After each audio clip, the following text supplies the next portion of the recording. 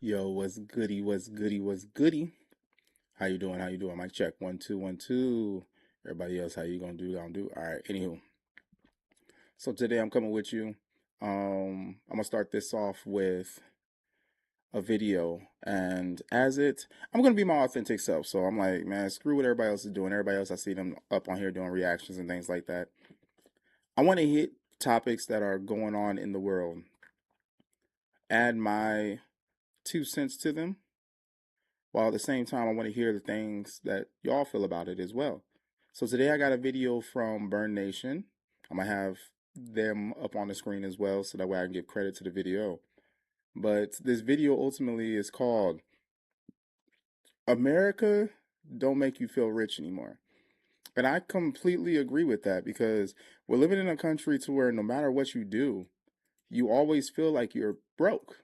I'm like, we have an exaggerated, overly inflated economy, and we're getting taxed out the woosah to where a person with colon cancer actually feels sorry for us because they're not getting ass raped as much as we are. And it's crazy. So, I mean, with that, I'm going to go ahead and turn this over and I'm going to do my gaming. I'll add my commentary at the end of the video so y'all can listen to everything that they're saying right then and there. But anyway, let's get straight into it. Let's go, baby. Let's go. And tripled, housing has doubled and tripled, food has doubled and tripled. Yes. Unless you owned a home or owned apartment or land or assets before 2020, before the big inflation boom, you are sitting at a huge disadvantage where you're spending 70-80% of your income on things that will just barely sustain yourself. And so, with the boomers are saying, you kids, what are you doing? We need to keep things the same. They look at them and say, what are you talking about? Yes, yes. For the baby boomers to buy a home, the affordability compared to today, it's like night and day. I believe the math is in the 70s, you could work a few hours a day of minimum wage and afford a Yale tuition. Oh, wow. Try doing that now. Yeah, forget about it. Yeah. Let's get into it. Let's go. Let's go. Yeah. Like and subscribe, bro. It's only gonna get more interesting. America has just become so unaffordable, and I don't know why more people aren't talking about this. Half of the country doesn't even have a savings, rent is absolutely insane, healthcare is a luxury, and somehow the narrative is people are just bad with money. Like, what money? We're working full time, most people have 2 to 3 jobs because nowadays you have to. Like, at what point do we stop blaming the people and just accept the fact that the cost of living has outpaced reality? Because everything is so freaking expensive, you have to know exactly where your money is going anymore. Like, a budget is simply a necessity. You have to have one. I had to start using a budgeting app like mine to figure out where all my money was going. But it still does not make up for the fact that America is too freaking expensive to live in. If you're struggling, you're not alone. So y'all still don't think America taking a loss? Within 3 months, unemployment rate that went up, the American debt has tripled. People still be delusional about how easy life's supposed to be. People 401k being impacted. The stock market is crashing.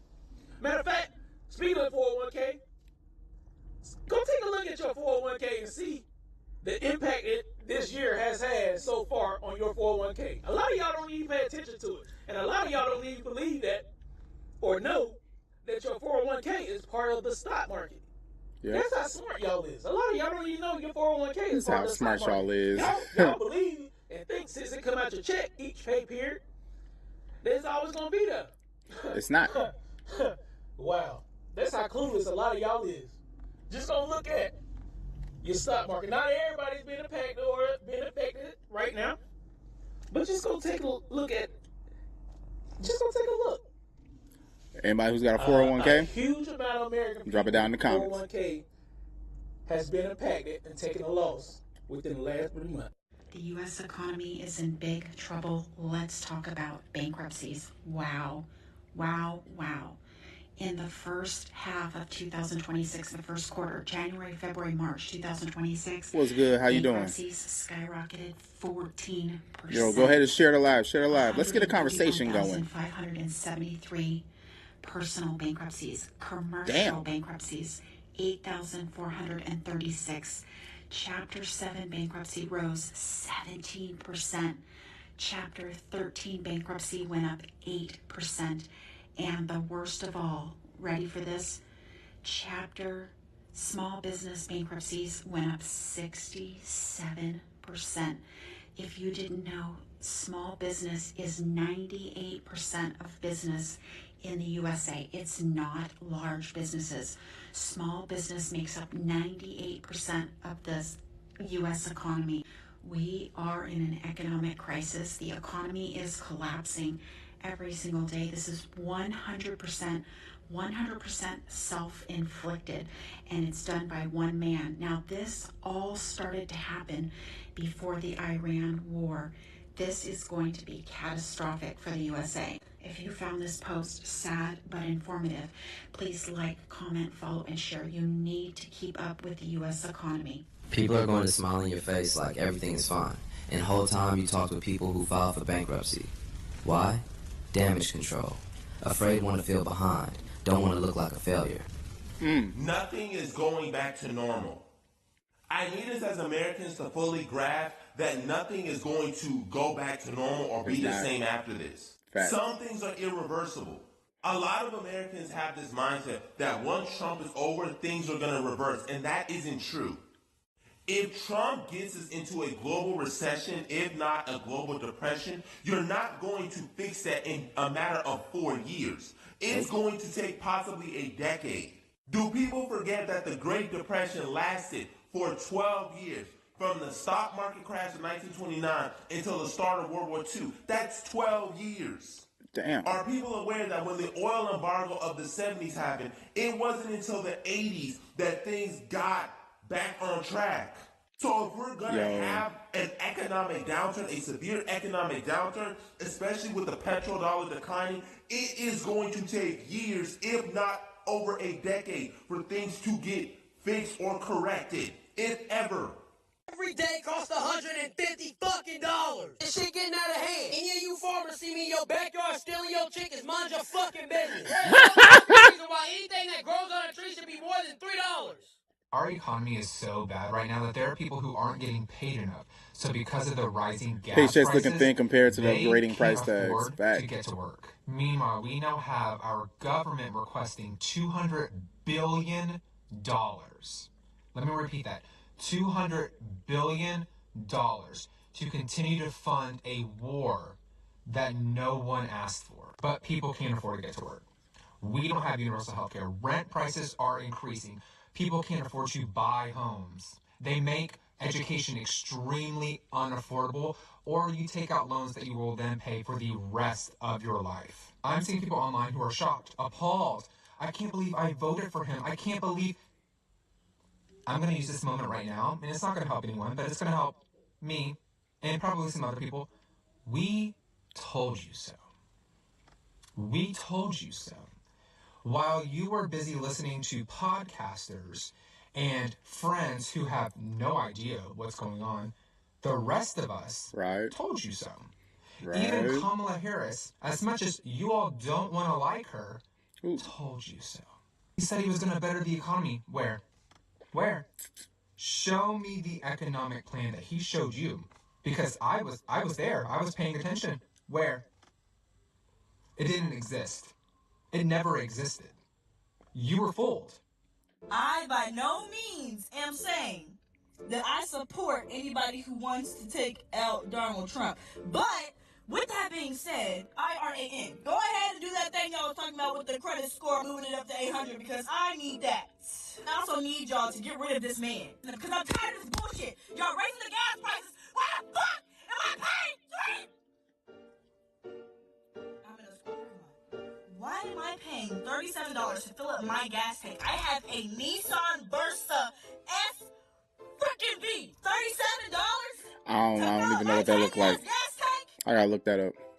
And then on top of that, everything is slowly becoming more expensive. Where the fuck? I'm sorry. I'm crashing out in school parking lot. Get him out of here. How you gonna live great when this country is being led by tariffs and wars really affecting your lifestyle financially? Y'all better think of a plan and fast.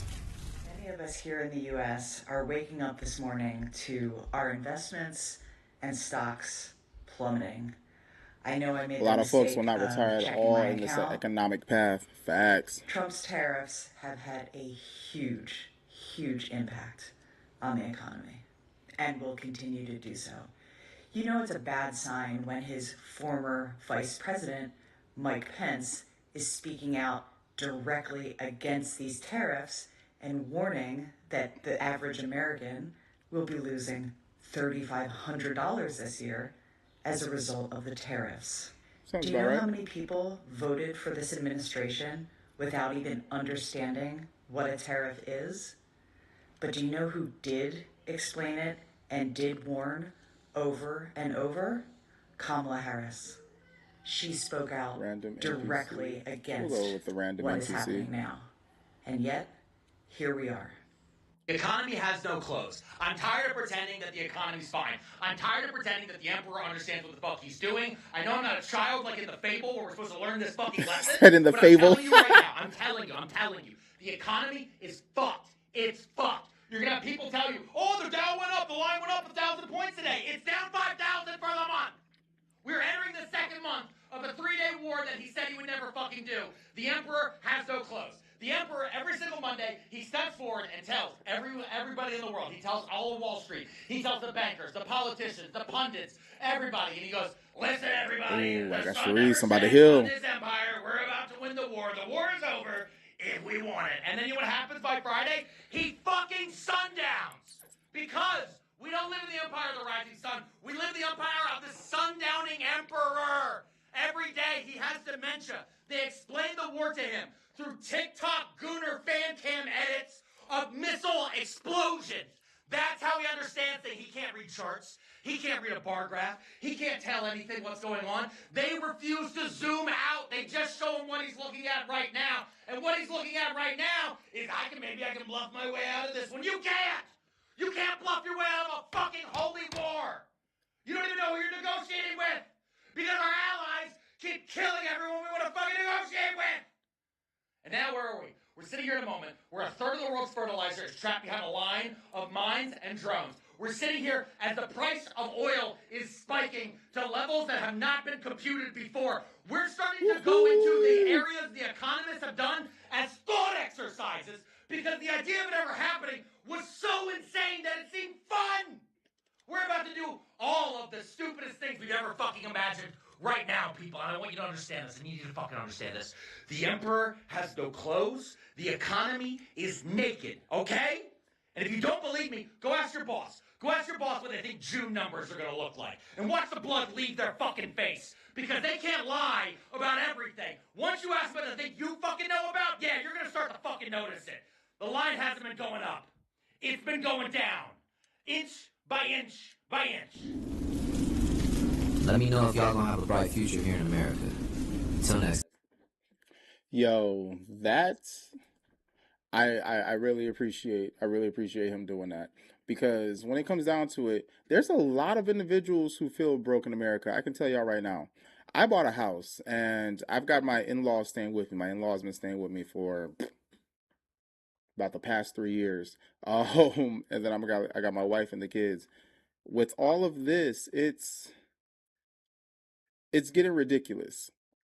I mean, luckily with me being a veteran and having those perks, I don't have to worry about paying property tax.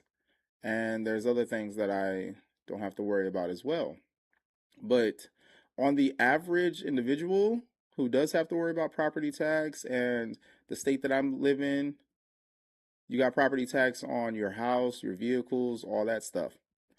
I can only imagine what that's like on top of the gas being like $4 a gallon. With groceries, if you try to buy groceries for a week, it's going to be, for me, it's going to be around $200, $200 to $400 a week if I were to go weekly and not plan accordingly for everybody in the house. I'm like, then with it, you have all these data centers that are being built, which is causing the electric bill to spike up. I'm like, they haven't attacked the water bill yet, but I can only imagine when they do. Then with the tariffs on everything, they stated that it was $3,500 that the average household will be paying on tariffs. That right there, I feel like it's going to be more. Depending on, I mean, because America is a consumerism country. We buy, want, take. But we don't really give anything back. And that is our issue. So if America were to go back to when we had all these factories back in the day, when Ford had its factories here and we were producing things in this country, that'd be a lot better. As of right now, we're outsourced to everything. We're bringing things in from China, all these other places, which due to the Oompa Loompa Cornhusk individual that we have as a commander in chief at the moment, we're cutting ties with a lot of individuals that were allies with us. And I mean, I hate to say it, but Vladimir Putin probably going to get smacked with some stuff on this on TikTok, but nah, I'm not made for the masses. I'm an individual to where I'm going to say what I say because I am my own individual person. I'm not going to be like anybody. I'm not going to conform. That's the reason why me and the military did not get along, because a lot of things that y'all say, y'all cannot explain to me why y'all are doing the things or why you're trying to get us to do these things. You were told to do it, so that's why you're doing it, but you have no original thoughts for yourself for it. So if you cannot explain to me what the outcome can be, what the outcome should be, and why you are stating this, as in what the lesson is, nah, that's unlawful for me, bruh. I'm not going to go off of a wish, a hope, a dream. I need to understand what it is we're doing this for. And if you can't say why we're doing this stuff, then it's not something we should be doing. That's my mindset. I'm not going to tell somebody to do something I wouldn't do myself. I'm not going to tell somebody to do something if I don't understand why I'm telling you to do it. So with that, coming into why we are in war, what is the point of it? What's up, Cody? What are we going to be gaining from this? What are we doing with this? How is this going to help or benefit the American people?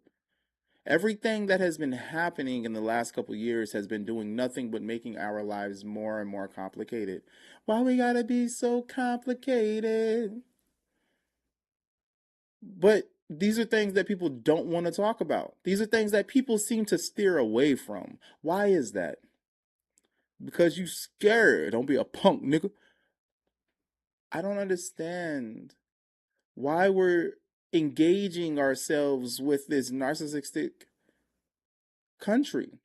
They want to look so good on the outside to everybody else while we are being destroyed and being eroded on the inside. We got so much poison going through the country that I don't even see this country surviving in the next couple of years. The homeless rate is ridiculous. The unemployment rate is ridiculous. People are getting laid off left and right.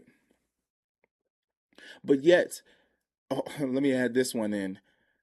Prices are skyrocketing constantly, but the minimum wage stays at the same as what it was in 1970s. Make it make sense. How are you expected to buy a house that is now at $500,000 and most people's annual income is around $45,000? Now, granted, I'm lucky I'm not spitting numbers out, but I'm in the six figures. Majority, my wife, she takes care of the utilities. That's the water and the electric bill. Everything else, that's pretty much on me. And it's I'm not gonna lie, it's stressful for us both. The in-laws, they watch the kids.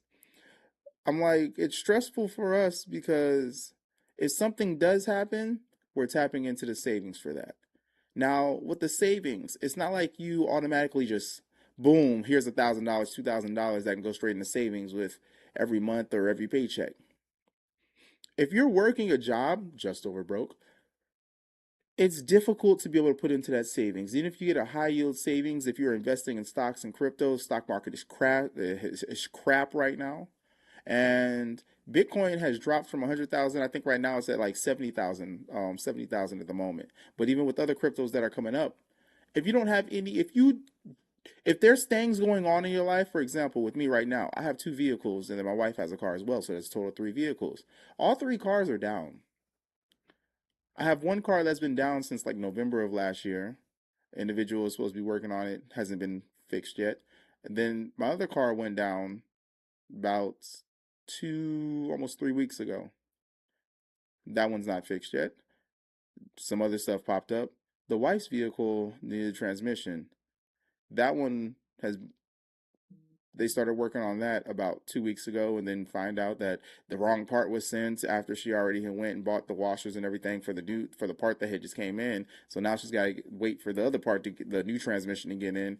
It's a whole shit show. I'm like, whatever. But when things like that happen, you're digging and digging more into the savings, and the when you have to dig into savings like that, you can't just replenish it as fast as you're pulling from it. Does that make sense?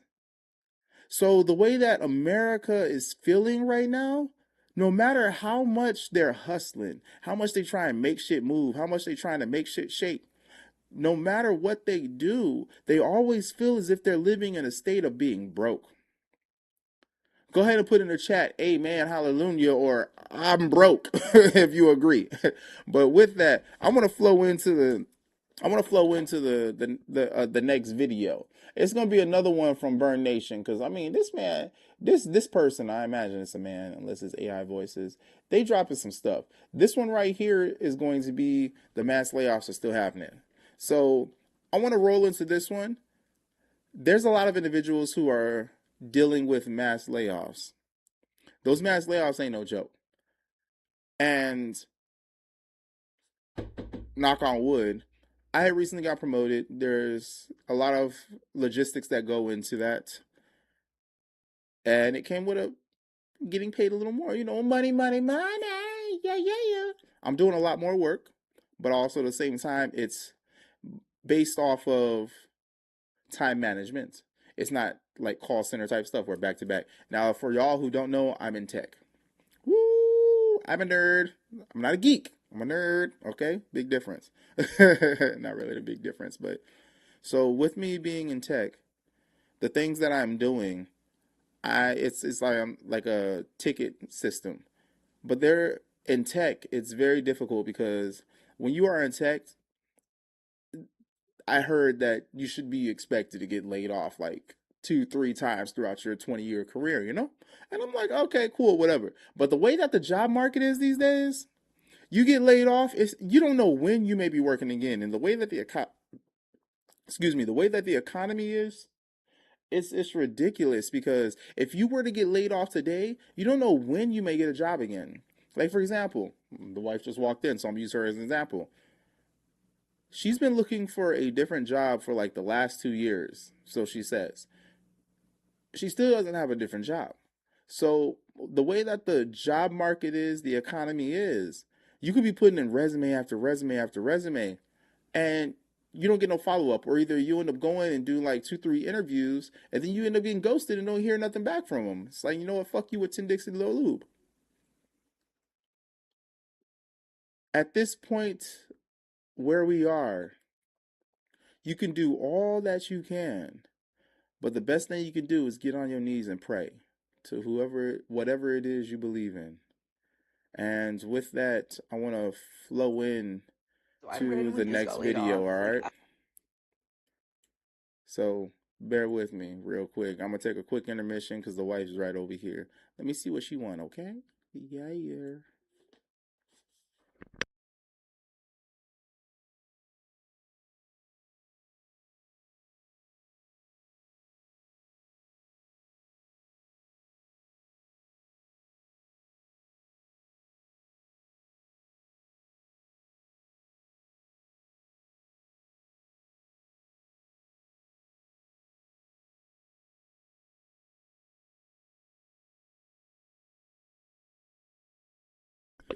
Y'all, she came over here talking about she got a patty for me. Yeah, but she talking about taste it first. She talking you gonna put it in my mouth? Come here real quick. It's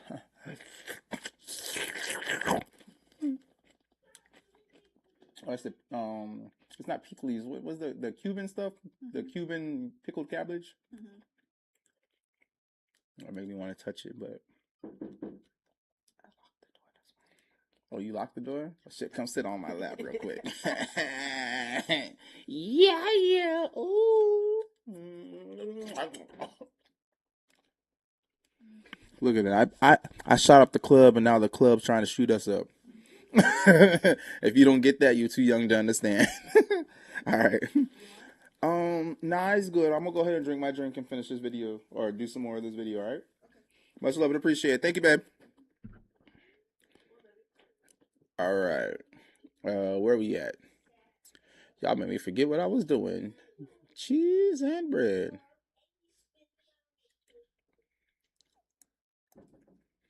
All right. So I randomly just got laid off, like out of nowhere. I was killing it, and they told me that. I just signed a lease to move closer to Get work ready to see more layoffs. The company made you care so much. I was Damn. so emotionally invested that like it feels like a heartbreak. The most That's crazy. feeling I felt like before was like getting cheated on, because it's so out of So, nowhere. like getting so cheated on. It just fucking hurts. My whole life was that job, my entire life. It was just taken from me. I know that your job shouldn't be your life, and that's a big lesson I'm learning. But like, fuck. I'm gonna have to take notes on this. This feeling of like betrayal and heartbreak.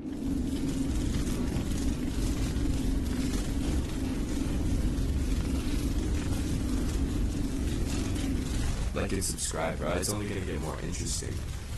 I'm a little embarrassed to talk about this, but it's going to be relatable, and so you're not alone, okay? So I spoke way too soon. The job market is horrible. I'm definitely not going to have a full-time job. Okay, is it me or is she hella soft? Laid off. That was a joke. But like, I'm like, I got the volume all the way up. What the fudge?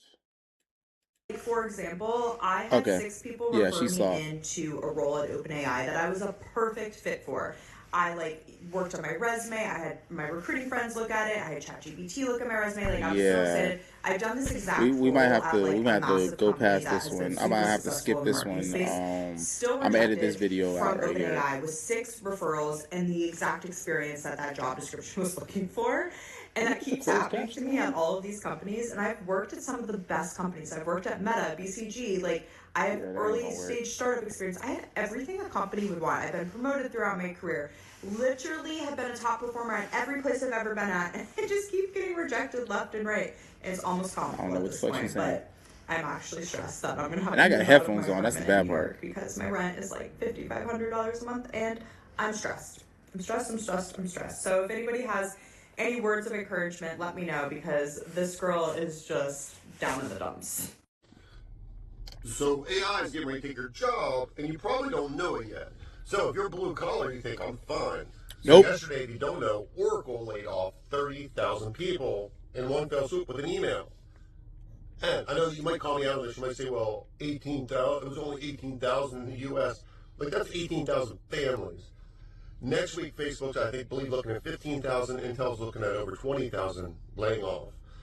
And you might think, well, I'm blue collar, I cut grass, I'm a plumber. If you cut grass, those 50,000 people no longer have shit to do. Like, those are the people paying big money to have their grass cut, because they have these big white collar jobs at Oracle, Intel, Facebook, Target, UPS. They're going to be cutting their damn grass because they don't got no money. They don't need you anymore. So the trickle-down effect of this is going to be massive. And when AI starts taking a lot of these bigger jobs that people go to school for, that's going to affect colleges and professors. And colleges are going to have less people attending because they're not going to need those people. AI is doing it. So I don't know. Let me know what you think. But I think this AI thing that people are like, oh, it's only going to take away white-collar and CEO-type jobs. Yeah, and those people can't pay us blue-collar people. So an universal income, when's that going to come? And if they lay off millions of people and they get universal income, are you going to want to go dig a ditch while someone's getting free money from the government while you're out there digging a ditch? I don't think so. This is a massive, massive wreck to the economy. Bernie Sanders just talked about this, and he's like, you all don't know what's coming. He said this to on the floor, saying to everyone, you don't know what's coming. You guys need to look into this. Yeah, why aren't they looking into it? They sure have already been looking into it. Have a great day. Good luck keeping your job. I hope I do. So I lost my job today. And what I find frustrating is I called my dad to let him know that I lost my job. And You know what happened? Instead of him saying, "Oh, I'm sorry, sweetheart," what does he say? "So now you can purchase that item I need you to buy for me and your brother so that we can start making money and we can help." Bruh, no. For a year, my dad's been trying to get me to purchase a machine thing that costs like 4Gs. He wants me to put it on my credit card because they don't have the money. And he's like, "We're going to make all this money if we just have this machine." No. I called you for comfort, and all you can think about is making money. I lost my job today. And you want me to charge up money so that you can make money? And I don't know how I'm going to pay that charge? Child, get out of here. So my answer to your request, Dad, is no. It's even getting so bad that your own father trying to find a quick fix to gain more money without a job. Not what I'm expecting. Alright, I don't know what's going on with this video. Our needs have changed, and they have made some decisions that absolutely impacted it to completely close the concierge line of business. We are in a meeting right now being told that we are being Lots of people gained a loss of today's hope. our last day at my daytime job. In this economy, like, it's fucked up. These folks find us and rent it tomorrow. Alright, we're gonna have to choose a different video. I don't know what's going on with this one, but it's kind of fuck up, baby. It's real fuck up. That video is acting a little shitty.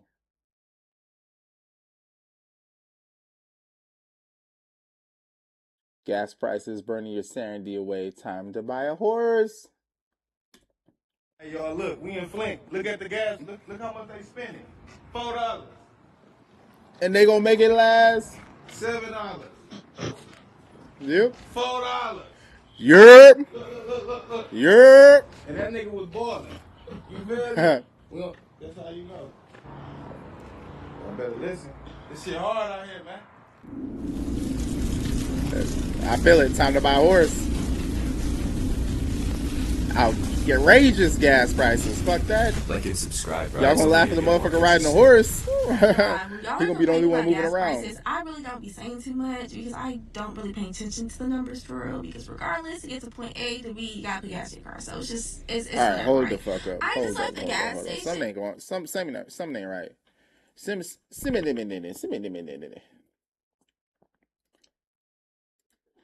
We're gonna have to switch this up real quick. Hold up. I don't know what's happening there. That's weird.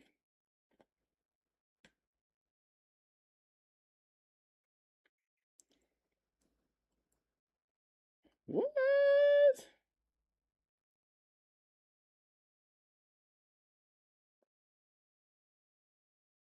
Oh.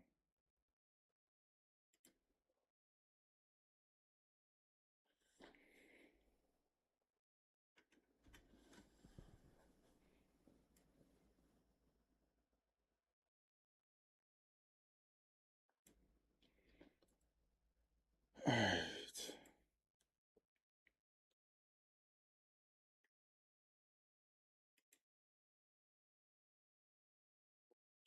So what I'm going to do right now is I'm going to go ahead and switch out the page credit. We're going to do life priced, all right? We're going to do life priced.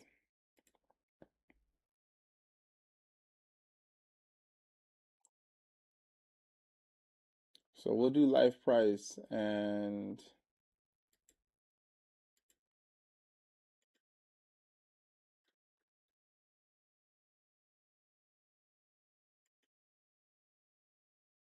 let them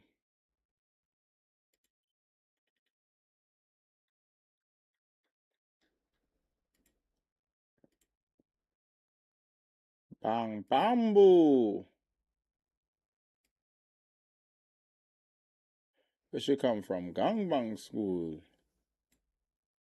How about baga man? How about girl them?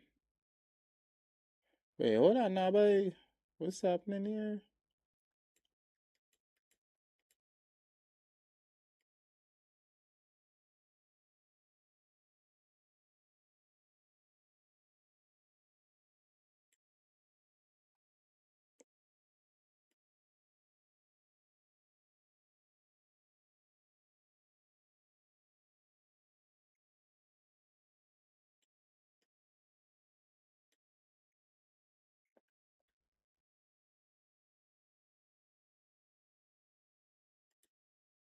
Gen Z just simply...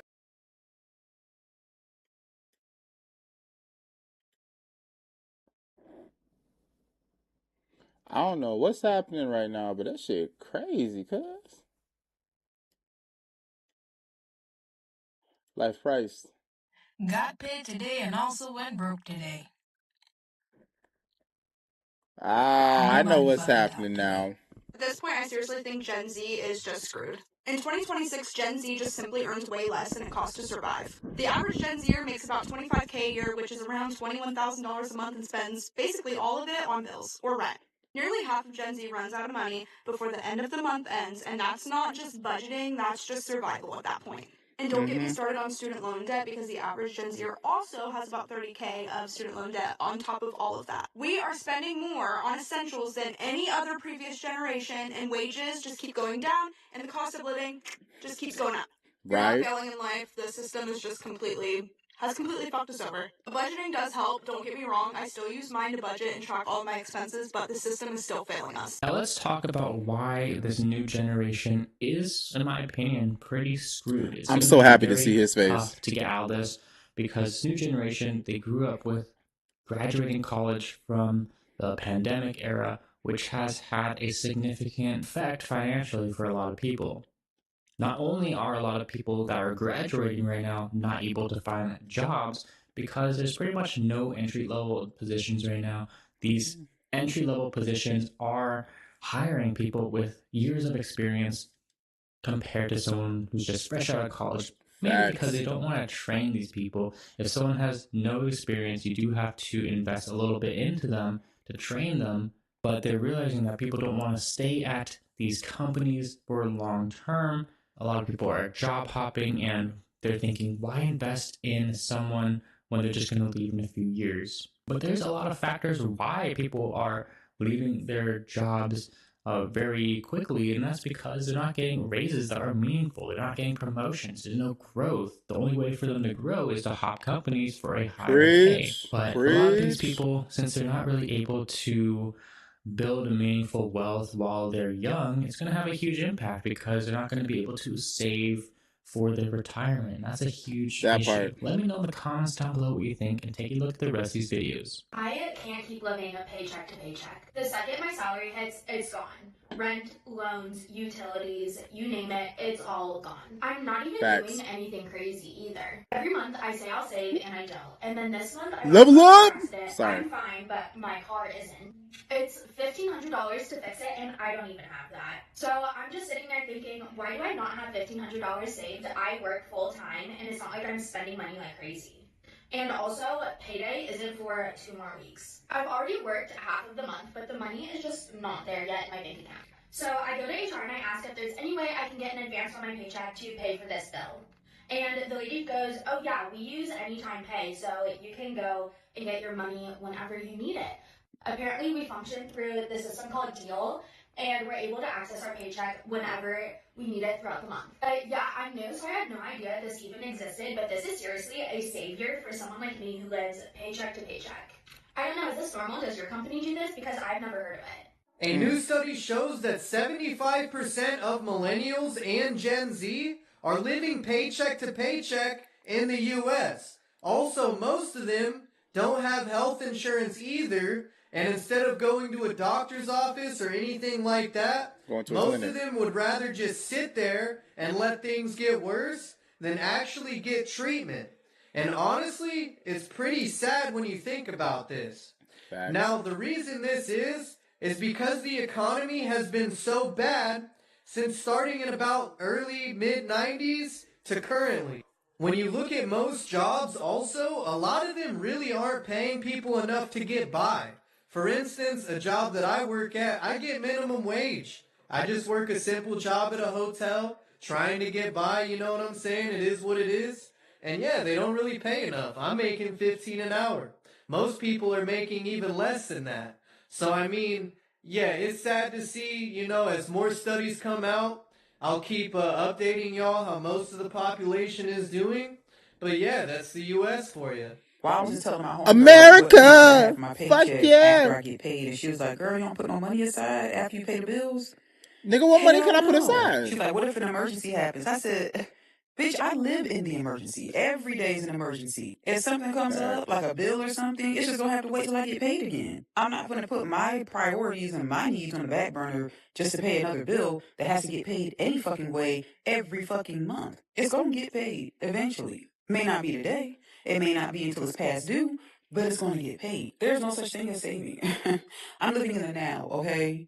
Tomorrow may not come. It's not promised to anybody. The money that I save is going to go to somebody else, so I might as well just make do with it right now. And don't get it wrong, I pay my responsibilities. I pay my bills. I do what I have to do. But whatever's left after the money that I've set aside, and I'm like, okay, I'm going to account this week $600 towards bills. And then when I get paid again, I'm going to put aside another $600 to $700 towards bills. But bitch, that money after that, that's me. That's my name written all fucking over it. Anything else that comes up while I am using and utilizing my prioritized money for my needs, it's gonna have to fucking wait. If you kids can't live comfortably on $20 an hour, you have to be overspending. We got to break this down very quickly to give people perspective into the Gen Z's lives. If you make $20 an hour in 2024, that is $40,000 a year. After taxes, that is $2,750. The average one-bedroom apartment and utility is going to run you $2,000. You cannot do that making $20 an hour. So you're going to have to rent with a roommate for about $1,200, and that's being conservative. $500 a month for groceries, which is less than $150 a week. $300 for a student loan payment, which is below average. $300 for a car payment,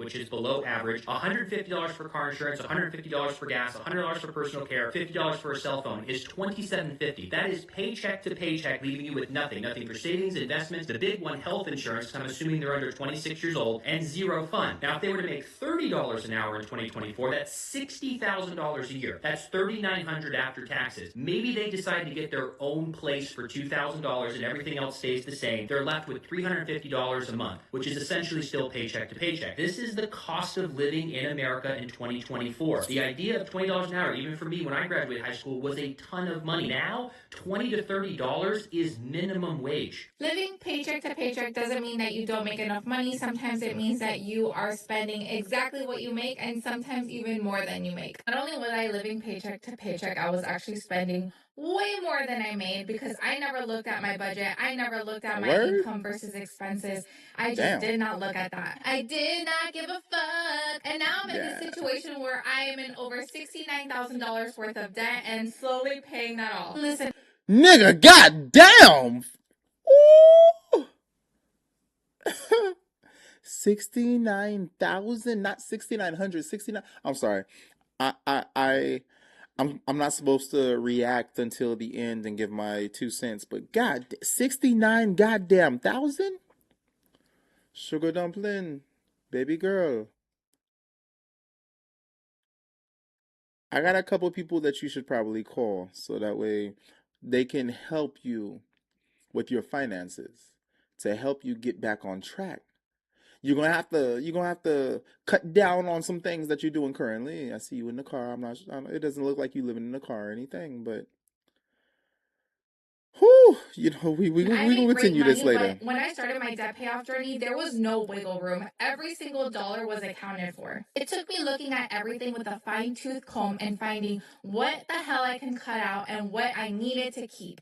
I cut out all unnecessary spending, including fast food, swimming lessons for my kids, even cutting out my beloved Amazon and Target. Sometimes the most frustrating part about this journey is realizing that I totally make enough money every single month to pay all my expenses and more, yet I'm still in $69,000 in debt because I mismanaged my funds and I never had a budget. If I could give you one piece of advice is look at your freaking expenses, make a goddamn budget, and stick to that shit. If you're also on a debt payoff journey, follow along on my journey to becoming debt-free in 365 days. I love you guys so much. Bye, guys! Gen Z is struggling in the workplace because the time and effort to reward ratio is nowhere near strong enough.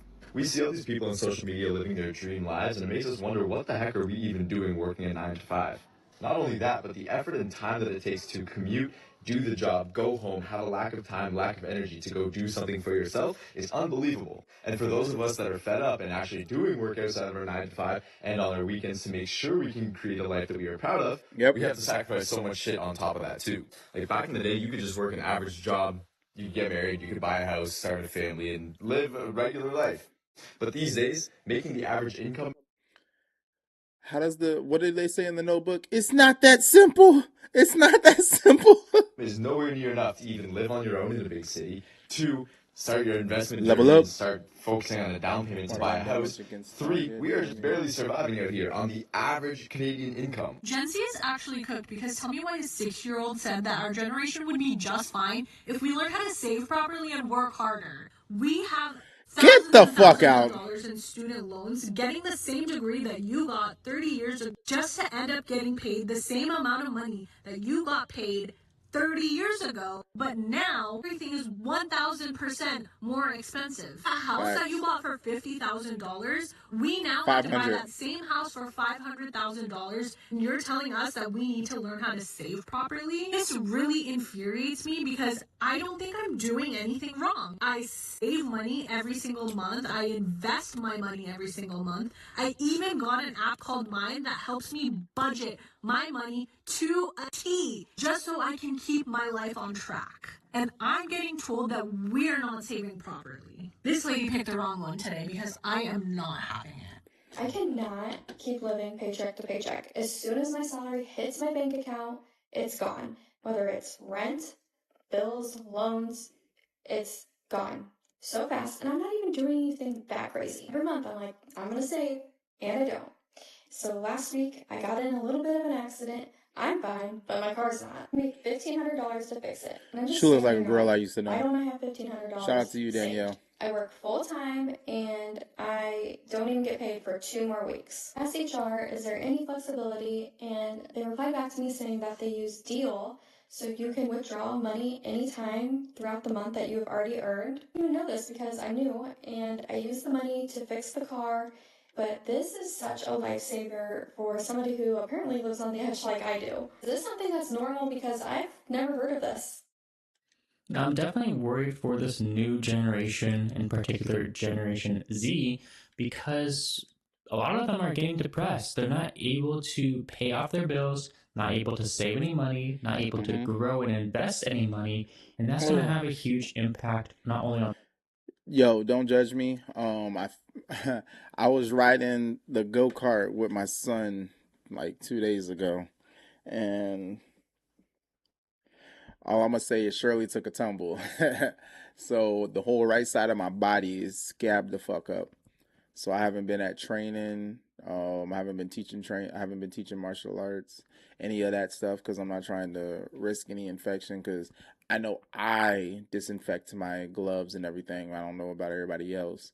And then even so, getting on the ground and rolling and all that stuff, I ain't trying to deal with that. I got scabs on my arm, on my leg, and I got fucking gauze on my ass right now, on my fucking right butt cheek. And it sucked. The first day I didn't realize that my butt cheek was so bad until my drawers was sticking to it and I had to take a shit and I could barely get my drawers down, so I had to ask the wife. I'm about to get into TMI, too much information, so if you don't want to hear this, go ahead and fast forward like 10 seconds. I'm going to go ahead and check the time. I had to have the wife spray down some peroxide and then gauze my backside and put the gauze on there so that way I'm not rubbing against my underwear as I'm walking. That shit was painful as a motherfucker.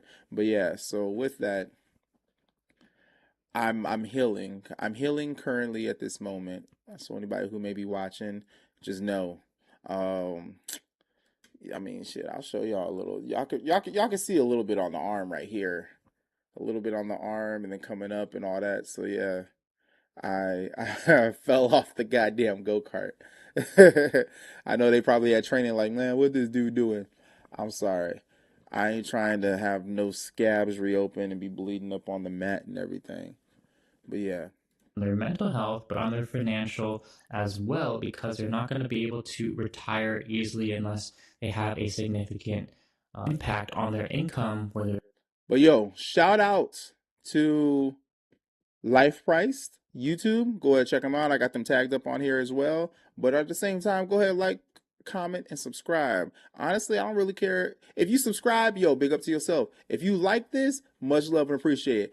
Honestly, I want y'all to comment because it's y'all conversation that I honestly appreciate the most. I like engaging in conversation with individuals. I like talking to people. We're living in a time where people don't even want to talk no more. The social skills have gone out the window. People don't know how to talk to individuals, and that bothers me. So I'm like, I'm constantly talking to my kids. I'm constantly talking to people online. Nobody want to talk. I'm like, yo, get the dick out your mouth. Get the pussy out your mouth. Let's go ahead and have a conversation. But back at it. Let's get it. They're making a lot of money. But right now, a lot of the Generation Z is not making very good wages. They're not. As a younger millennial, I'm 31 years old. I feel like hey, I girl. a lot with Gen Z and Gen Alpha and all of the generations that come after us. I just remember growing up, don't get me wrong, I'm not going to act like it was easy, but things were a lot more attainable, if that makes sense. Like, I was able to work a job. Like, I had a call center job. I probably was making $12 an hour. This is back in, like, 2014. I had a roommate, and our rent was $800 for a 2-bedroom. Like, I was paying $450 in rent. That is very rare today. Like, I was able to buy my first car for $1,500. Now, granted, I was making $7.25 an hour, but I just feel like things were a lot more obtainable for someone. You got greedy ass motherfuckers these days. That's what's going on. What it is today. So True talk, no lie. All really hood. sympathize with them. The job market was a lot better for my upbringing. Now, granted, I know some older millennials, it was different because they grew up and they were coming up in like 2008, 2009.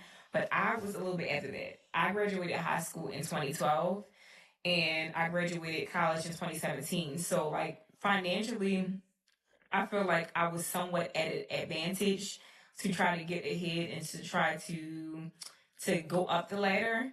And I just feel like I look at the younger generation, and I'm not gonna lie, it has to be hard now when rent is at an all-time high, buying a car is at an all-time high, even used cars, you guys. Used cars are like $5,000 for a 2002 Honda.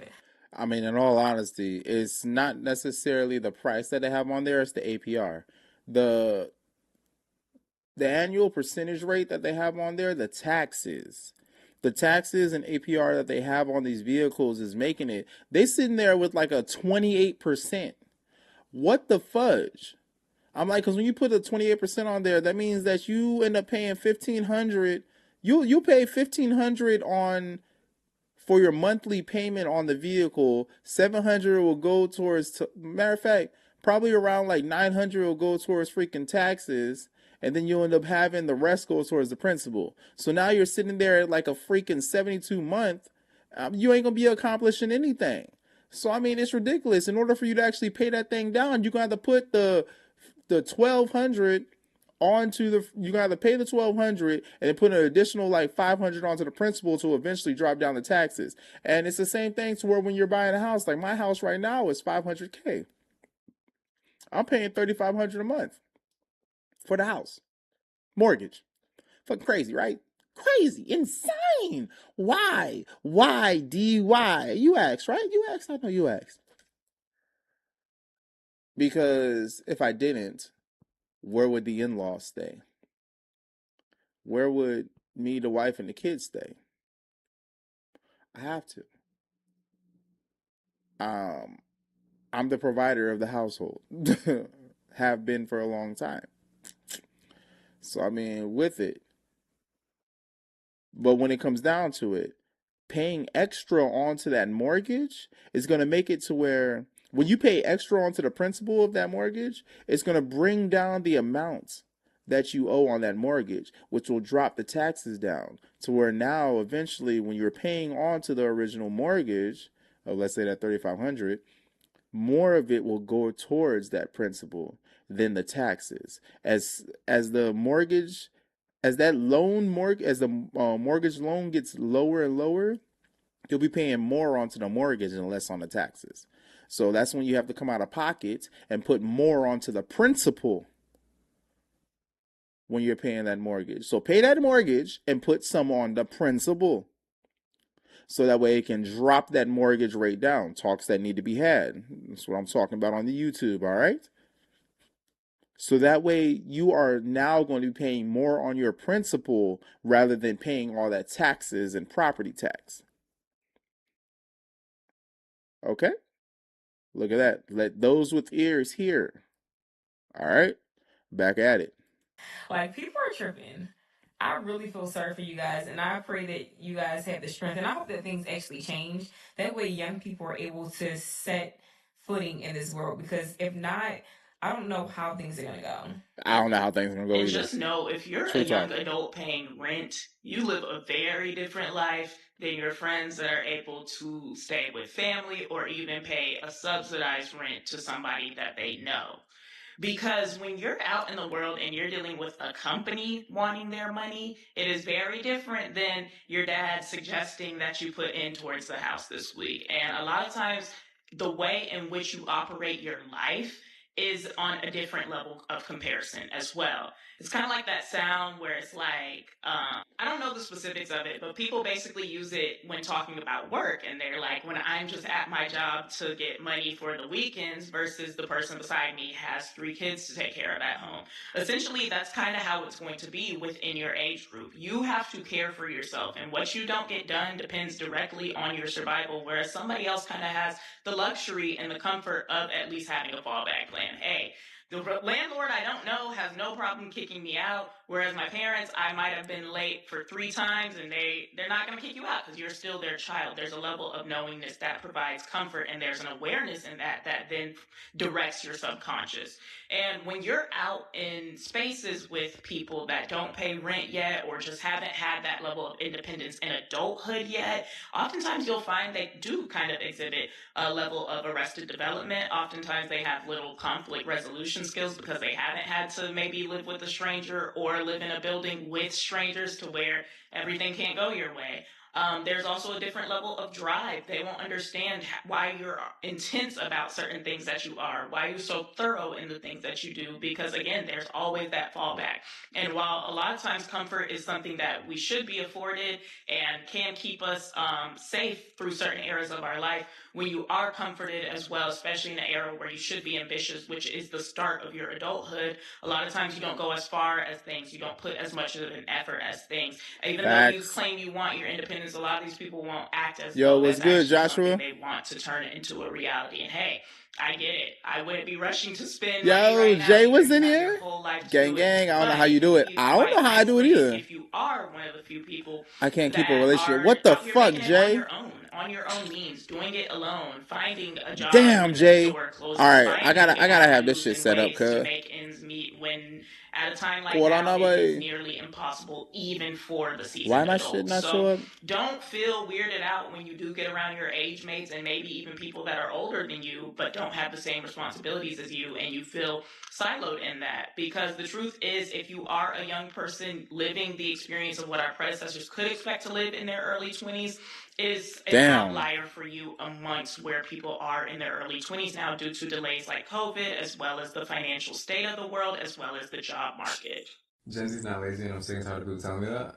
If I hear it again, I might just crash out.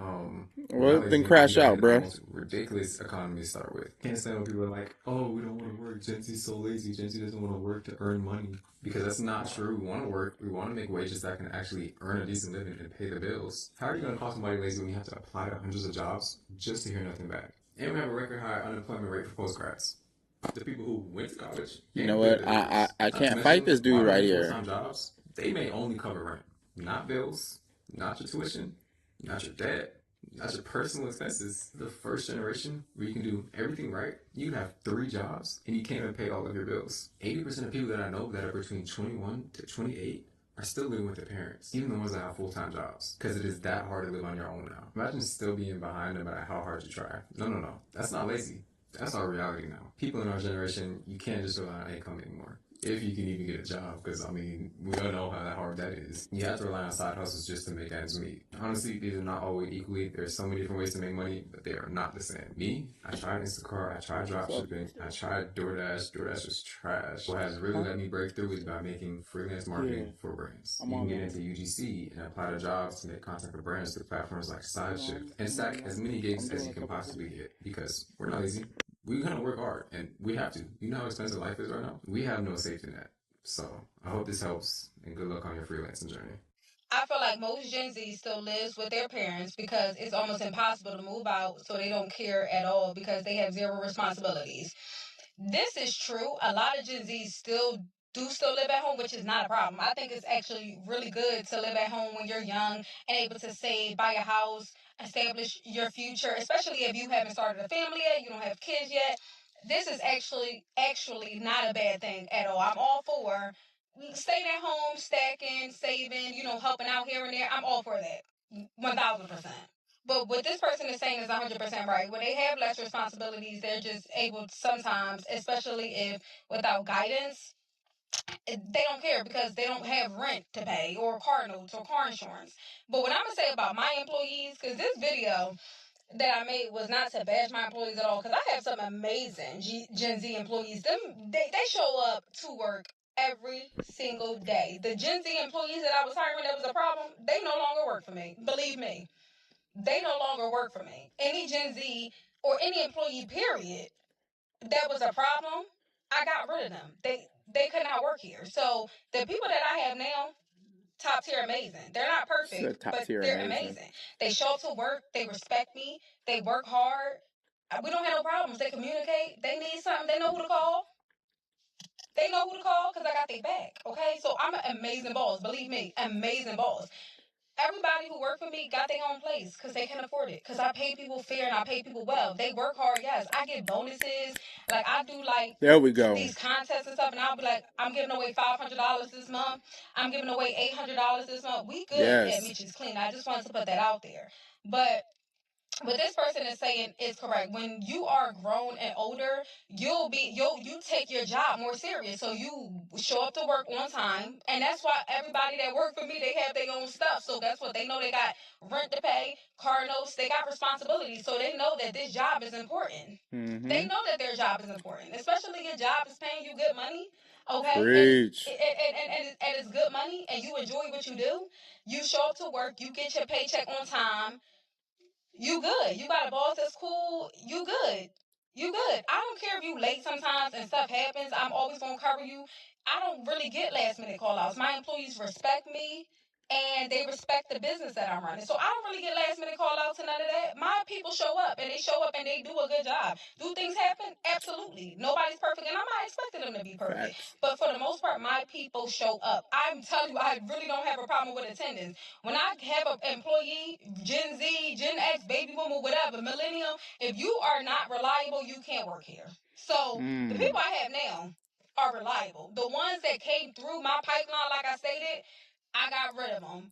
90 days, if you call out within the first 90 days of a job, done. The first 90 days of a job, you must not care or really want that job. Anybody know when you first get a job, you cannot call out.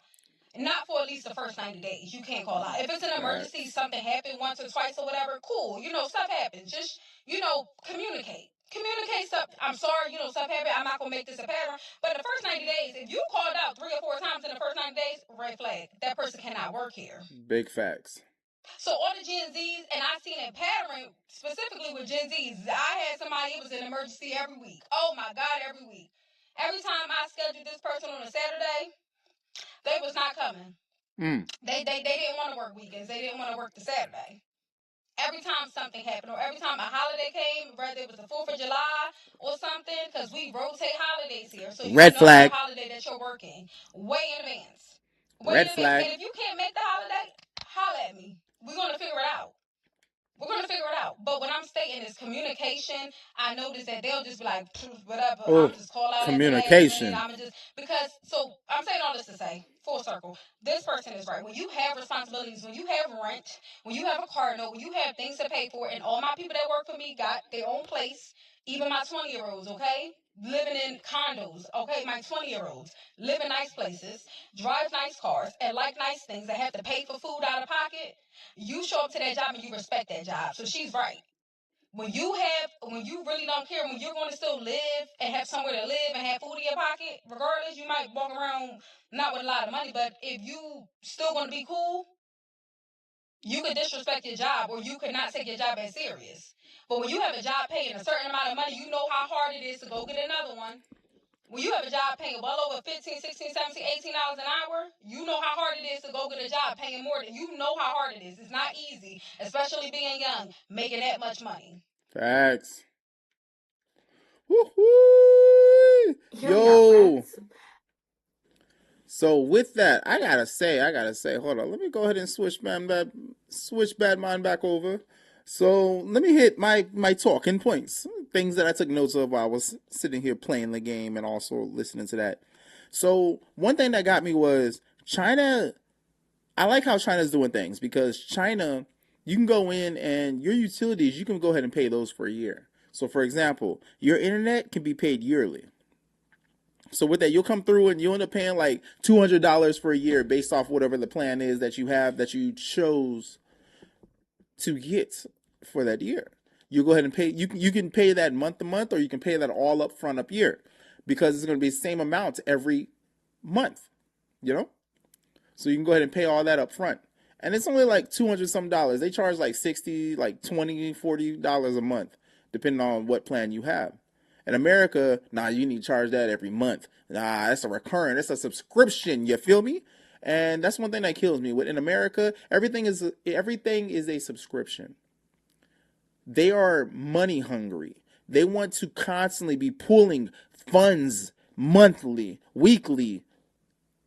It's yearly. It's ridiculous. I mean, if you look at it, back in the day, you can get Microsoft. And you can buy that one time and you're good. You'll have Microsoft Word, Excel, PowerPoint, all that. One-time purchase. Now you need to have a subscription for it. A monthly subscription for it. Back in the day, you would spend $119 for the thing and you owned it. Now you're spending $20 to $30 a month for that plan. So 3 times 12, if it's $30 a month, 3 times 12, that's going to put you at what? About $360 a month or a year, minus the tax. But I'm like, at one point, you were able to pay $119 and you owned it. You owned it. Microsoft Word, for that version, you owned it.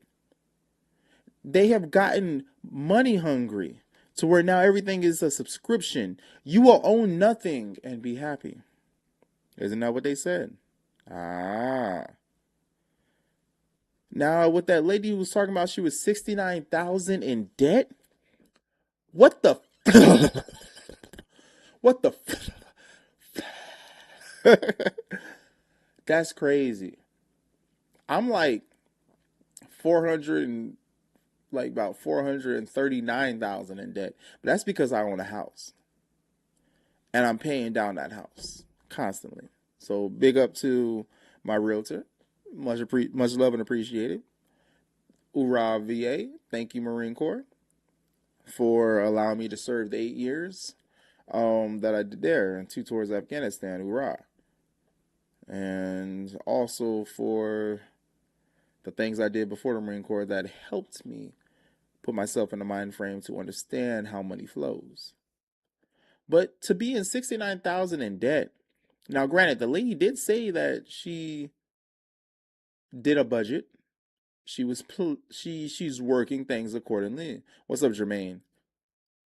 But that's still ridiculous. Now, let me understand this. Saving properly. What does that mean? What does saving properly mean to you? Because somebody in the video said that saving properly, you need to save properly. Or correction, I take that back. They stated that individuals before them stated that you weren't saving properly. What does saving properly mean? Because if 75% of your freaking check goes towards taxes, goes towards bills, goes towards trying to survive, not live, survive, that means 25% is going to be going towards the savings, right? Or not even towards the savings. That would, you have to differentiate what are you going to have for savings and what are you going to have to live. So how do you save properly with 25%? Imagine if you're making $2,000 a month. That's how much my wife makes. $2,000 a month. Honestly, less than that because they done cut her hours. So I don't even know how much she makes. I don't keep track on that because I got all the big shit. I got bigger shit to worry about. I got bigger fish to fry. But if you're making $2,000 an hour, and with that, 75% of that is going towards bills. You have 25% of that is left over. That's about $250. So that $250, how much can you save and how much can you live off of? Because you still got to worry about gas. And right now, gas is like what, $4 a gallon, depending on where you are. I know for us over here, it's like $4 a gallon. It's like $3.75, $4 a gallon. So that's an easy boom. We're gonna run you up to, depending on what type of vehicle you have. We'll say about a 20-gallon vehicle. Yeah, about 20-gallon vehicle running at about, we'll say $4 a gallon.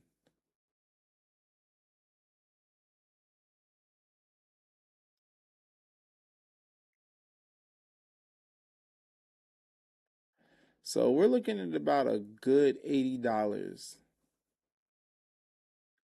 About a good $90 a gas tank. Well, I'll say about $80 gas, $80 to fill up if you end up running on E. So we'll go ahead and cut that in half and say you end up going on about half a tank. Matter of fact, the way that I operate and the wife operate is about, we don't let our shit drop past a quarter of a tank.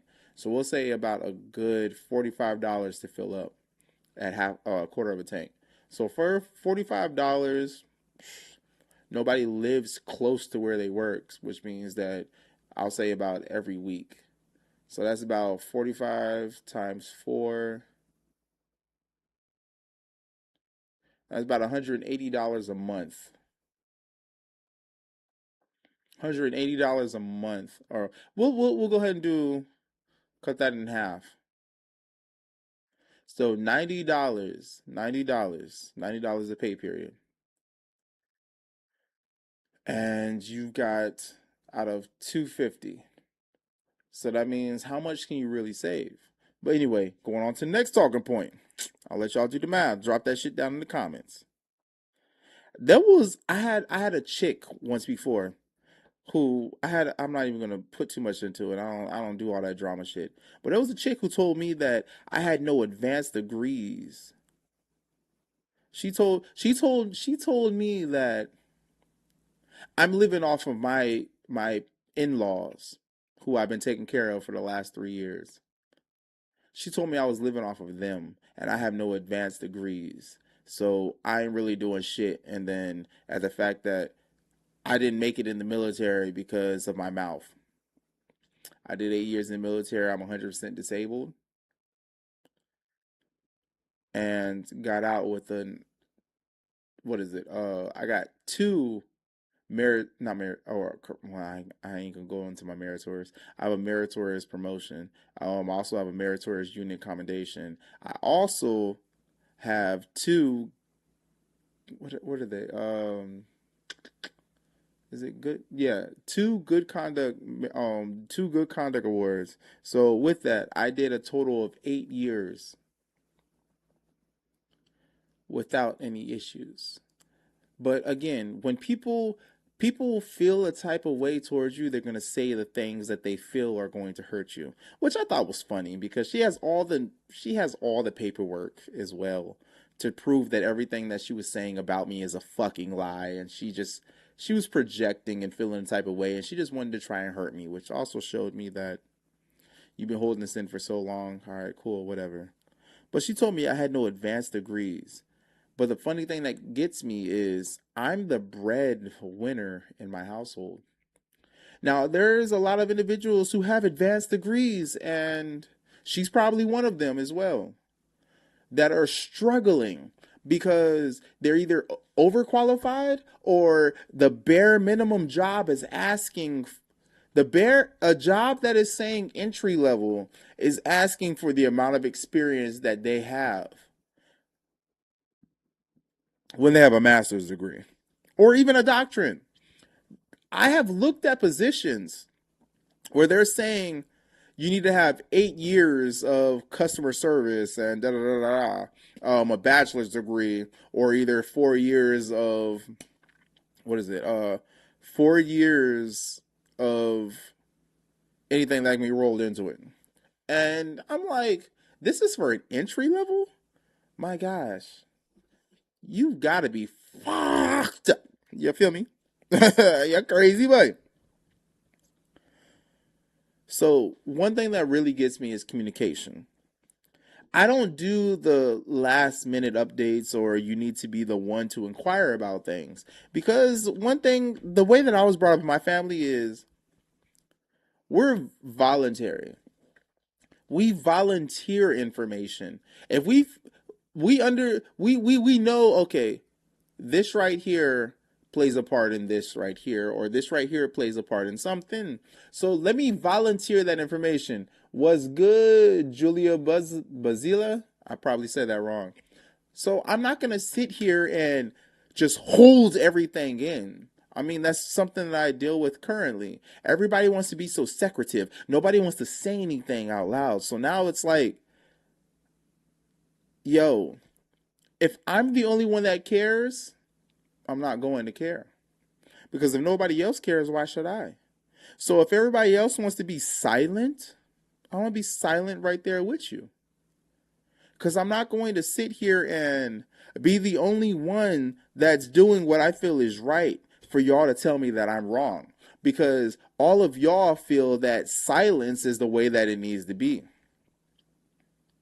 The way that I was brought up was, I'm going to be transparent. I'm going to volunteer that information and let you know what's going on, rather than wait for you to ask me what's going on. But if you have no idea of what's going on, how the fudge are you supposed to ask me and then be inquisitive and curious about what's going on if you don't know what's going on?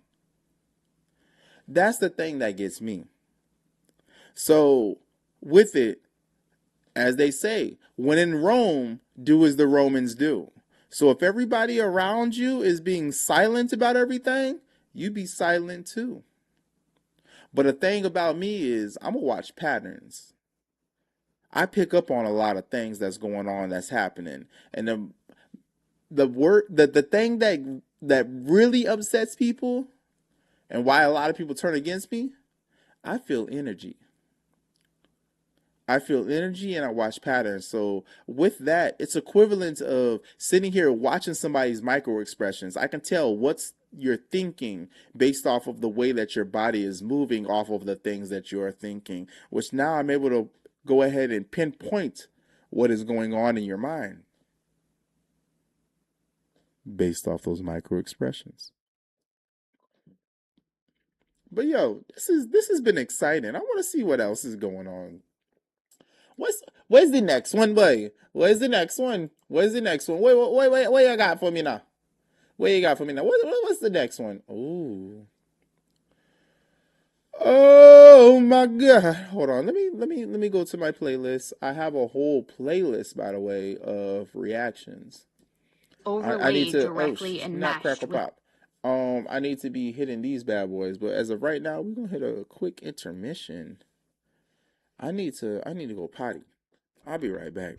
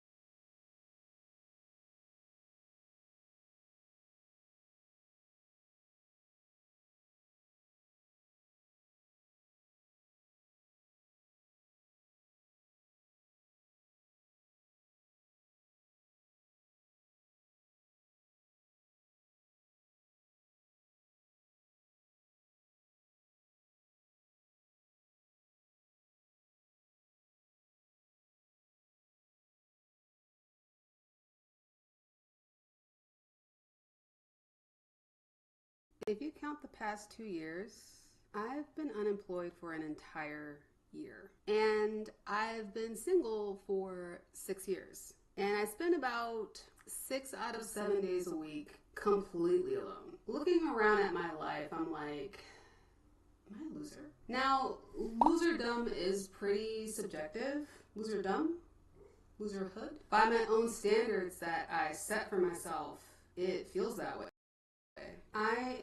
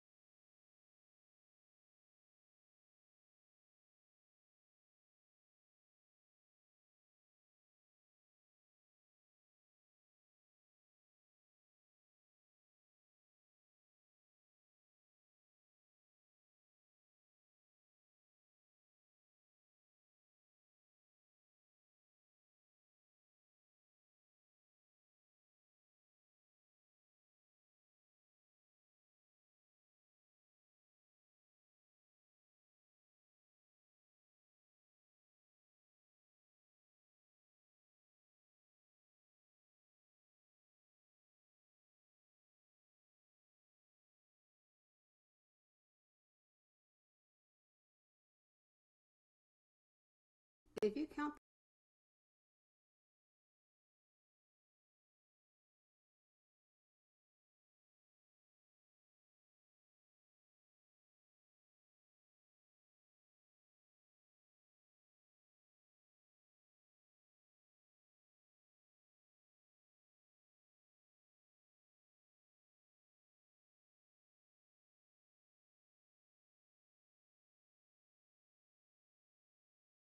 the past 2 years, I've been unemployed for an entire year. And I've been single for 6 years. And I spend about 6 out of 7 days a week completely alone. Looking around at my life, I'm like, am I a loser? Now, loserdom is pretty subjective. Loserdom? Loserhood? By my own standards that I set for myself, it feels that way. I am 34 years old, single, jobless, and I feel like I have no friends. How did I end up here? What's up? Welcome to my channel, Bree the Womannequin. I am Bree.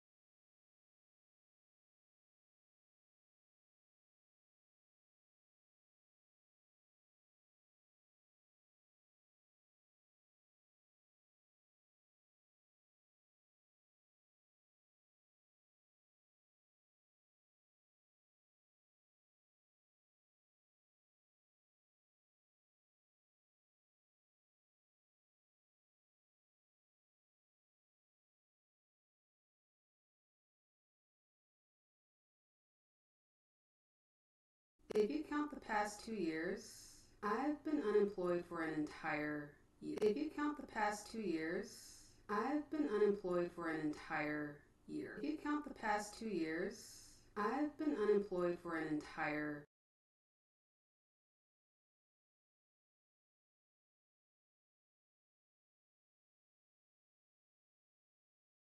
If you count the past 2 years, I've been unemployed for an entire year. And I've been single for 6 years. And I spend about 6 out of 7 days a week.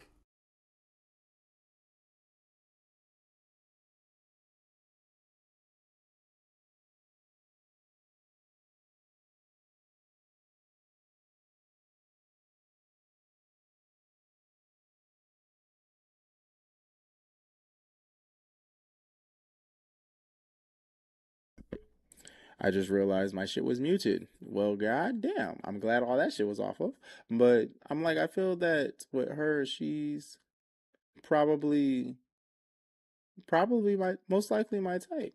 She seems like she has a drive. She's also physically fit. That's something that I like. I like a woman who stays fit. I like a woman who has a drive, who has that hustle mentality, you know. Completely alone. Looking around at my life, I'm like, am I a loser? Now, loser dumb. I mean, I be feeling like that all the time too. Like, am I a loser? I don't really have, I mean, I have some friends, but my friends are in different states. Individuals down here where I'm at, I don't blend in with them because I refuse to mold myself into something that they may want. I don't deal with that. I'm like, look, if you don't like me for who I am, that's perfectly fine. I'm not for everybody. I'm like, I love myself. I ain't gonna sit here and hate myself to become something that somebody else wants me to be, man. Fuck all that noise, you know. Is pretty subjective. Loser dumb? Loserhood? By my own standards that I set for myself. I will say this though. She is attractive, but when I look at her, I think of my wife's sister. So, Lacey, I see her in you. And that right there completely turns me the fuck off. It feels that way. I am 34 years old, single, jobless, and I feel like I have 34, single and jobless. I mean, in 2026, that right there is the new norm. So, I mean, baby girl, you're not very original. no friends. How did I end up here? What's up? Welcome to my channel, Bree the Womannequin. I am Bree. In my entire life, I have seriously dated 2 guys. And those, no, now is not the time. I've been trying to record this video for forever, and now is the time she decides she wants to have night terrors. Those 2 relationships. She said now is the time she wants to have night terrors. For Bruh. 2.5 years. So for 34 years of my life, I've spent 2.5 years in a relationship. It's funny because when I was 20 years old, I told my best friend at the time. No fucking way. So out of 34 years, you spent 2.5 years in. I just want to give you a hug. Bree, I just want to give you a hug. That's it. I just want to give you a hug. I want to cry. Like, oh my god. Okay, I gotta shut off the empath. I might have to grab some alcohol. I might have to grab some alcohol to watch this shit. I assume he's still a gay man. Was a gay man? If I didn't have kids by the time I was 28, I would be a surrogate for him. 28 has come and gone Nigga, by 6 years. hold up. So there was a time where, like, my Marine Corps sister, I told her, I was like, me and her came up with a bet. If we're not married by the time we're 24, we would get married. Now, granted, she likes to munch. She's a muff muncher. 24 hit. I wasn't married. She wasn't married. Shit still didn't happen. And I mean, she's still, what's up, Invincible? She still is single. And I mean, now here I am. But at the time when we both were 24, that shit did not. Yeah. Whew. I'm seeing too many similarities here, Bree. What the fuck? That hiccup came at the right time. And I still don't have any kids, surrogate or otherwise. Last year in January, I told myself, if I haven't met anybody by April, that's it. I'm giving up. I'm not looking anymore. And at that point, I had been single for 4 years. And in April, it was going to be 5 years. And 5 years is half a decade. But April came and April went, and I was still single. And something in me just shifted. Before that, I was such a romantic. I loved romance movies. My favorites are Bridget Jones's Diary and I Love Emily. And I thought that my Mark Darcy was out there somewhere. But after April, I just completely disconnected from that. I stopped looking at romance like, oh, I need to feel butterflies. I need to feel a spark with someone. And I started looking at it practically, like, I need somebody to help me pay bills. I need health insurance. I need somebody to have kids with before it's too late. And wanting a partner for romantic reasons just felt stupid. That's what teenagers want. Butterflies, to be romanced. All that stuff is dumb. You could say that I sound jaded, and you'd be right. I was so confused because guys would be interested in me at first, and then they would romantically ghost me. They'd start treating That sounds like me with women. And sometimes I would ask them directly, like, hey, what happened? And they would never respond. I am neurodivergent. I have ADHD. And one of the things that means is that I don't. All right. So when I was younger, I was diagnosed with ADHD. I've never been to a therapist again to talk about that type of stuff. The therapist I've been talking to has been after the military on some, as I would like to say, some more serious critical psychological shit. We were on Marine Corps. But I'm gonna listen to her because everything she's saying so far, that ties in with me. I might have to reach out to her. She might be my next wife. Dun dun dun dun. Don't always pick up on social cues, and I need things stated directly. So there was a guy that I liked. That's what I say all the time. I'm like, yo, be direct with me, because I'm like, if you're trying to talk around, I'm that same way, to where it's like I talk to people the way that I want to be treated. Like, yo, I'm gonna tell you exactly what it is in hopes that you will change it. But other people feel a type of way and they end up running away, scouring, or they try and attack me because they feel attacked. I'm like, no, I'm saying this stuff out of love. I'm not saying this stuff to try and attack you or bash you. I'm like, I've noticed something that I don't feel is right. And for me knowing the great human being that you can be, I know that that right there is a deterrence. So I'm going to let you know about it. But then you want to come and attack me because you feel like I'm attacking you. All right, bet. Projections. All right, let me go ahead and remove myself. Okay, I'm now the villain in your story. That's perfectly fine. Whatever. But I've noticed that when I would talk to like women in the past, I'm like, yo, what did I do? Like, why? You just like completely disappeared. I've had 2 women tell me that I just seem too good to be true. I was like, what do you mean I seem too good to be true? They were like, just the way that you treat me seem like a fairy tale type of relationship, and it just doesn't feel like that's real. I'm like, that's just me. Like, I'm sorry, I was raised by women. So, I mean, with that, I saw the shit that they went through, and I was like, I'm not going to be like that. So I ended up being what I knew that they wanted and needed. But I guess when an individual finds something that they need or want, it pushes them away. That's what I've got out of it from time. So when those 2 women end up stating that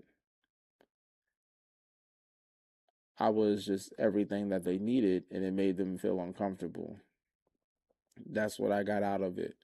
So if you find what you need, you run away because you want to stick with something you're familiar with, which is toxicity. All right, cool, got it, whatever. And that's when I realized at that point, after the second time, that's when I started realizing, I was like, people want familiarity. They don't want what is right for them.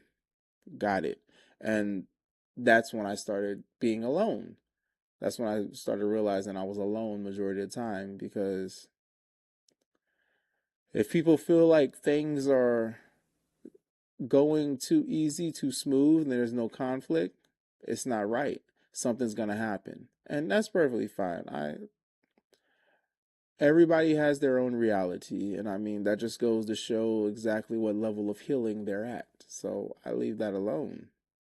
But let me go ahead and go back to Bree, the womanican. For a year. He was in a relationship at first, so I just had a crush on him from like afar. And then suddenly he was hanging around me a lot. He was trying to come over. He wanted to go places I was going. Everything just kind of seemed so sudden. And we met up at a party, and because we weren't dating, I danced with another guy. And he completely stopped talking to me after that happened. And I asked him directly multiple times, what happened? And his response was, I don't know what you're talking about. Yeah, so he gaslit me, which is always fun. Years later, I learned that guys don't like when they're interested in you and you dance with another guy, but I didn't know because for me, technically, we weren't dating. And I had a lot of guy friends at that time. I thought we were just hanging out. And I incorrectly assumed that if he were interested in me, he would have just told me. Another problem that I would look to characters on TV and in shows, and I would try to become more like them.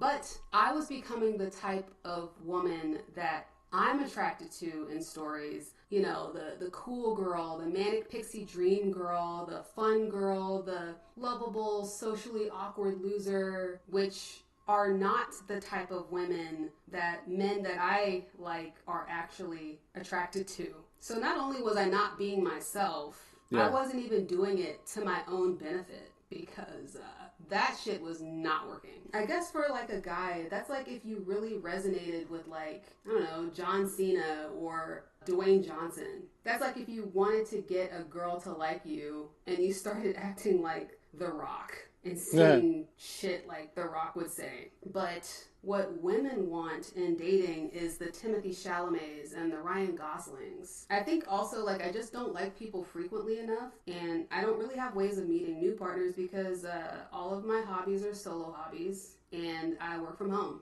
My pond is very small. Even if I met someone tomorrow, I'd want to date them for a year at least before getting married. And then I'd want to be married for a year at least before getting pregnant. And then I'd have to be pregnant for 9 months. So the earliest 2 years I could have a child would be at 37 years old. That is old. And that's if I met someone tomorrow.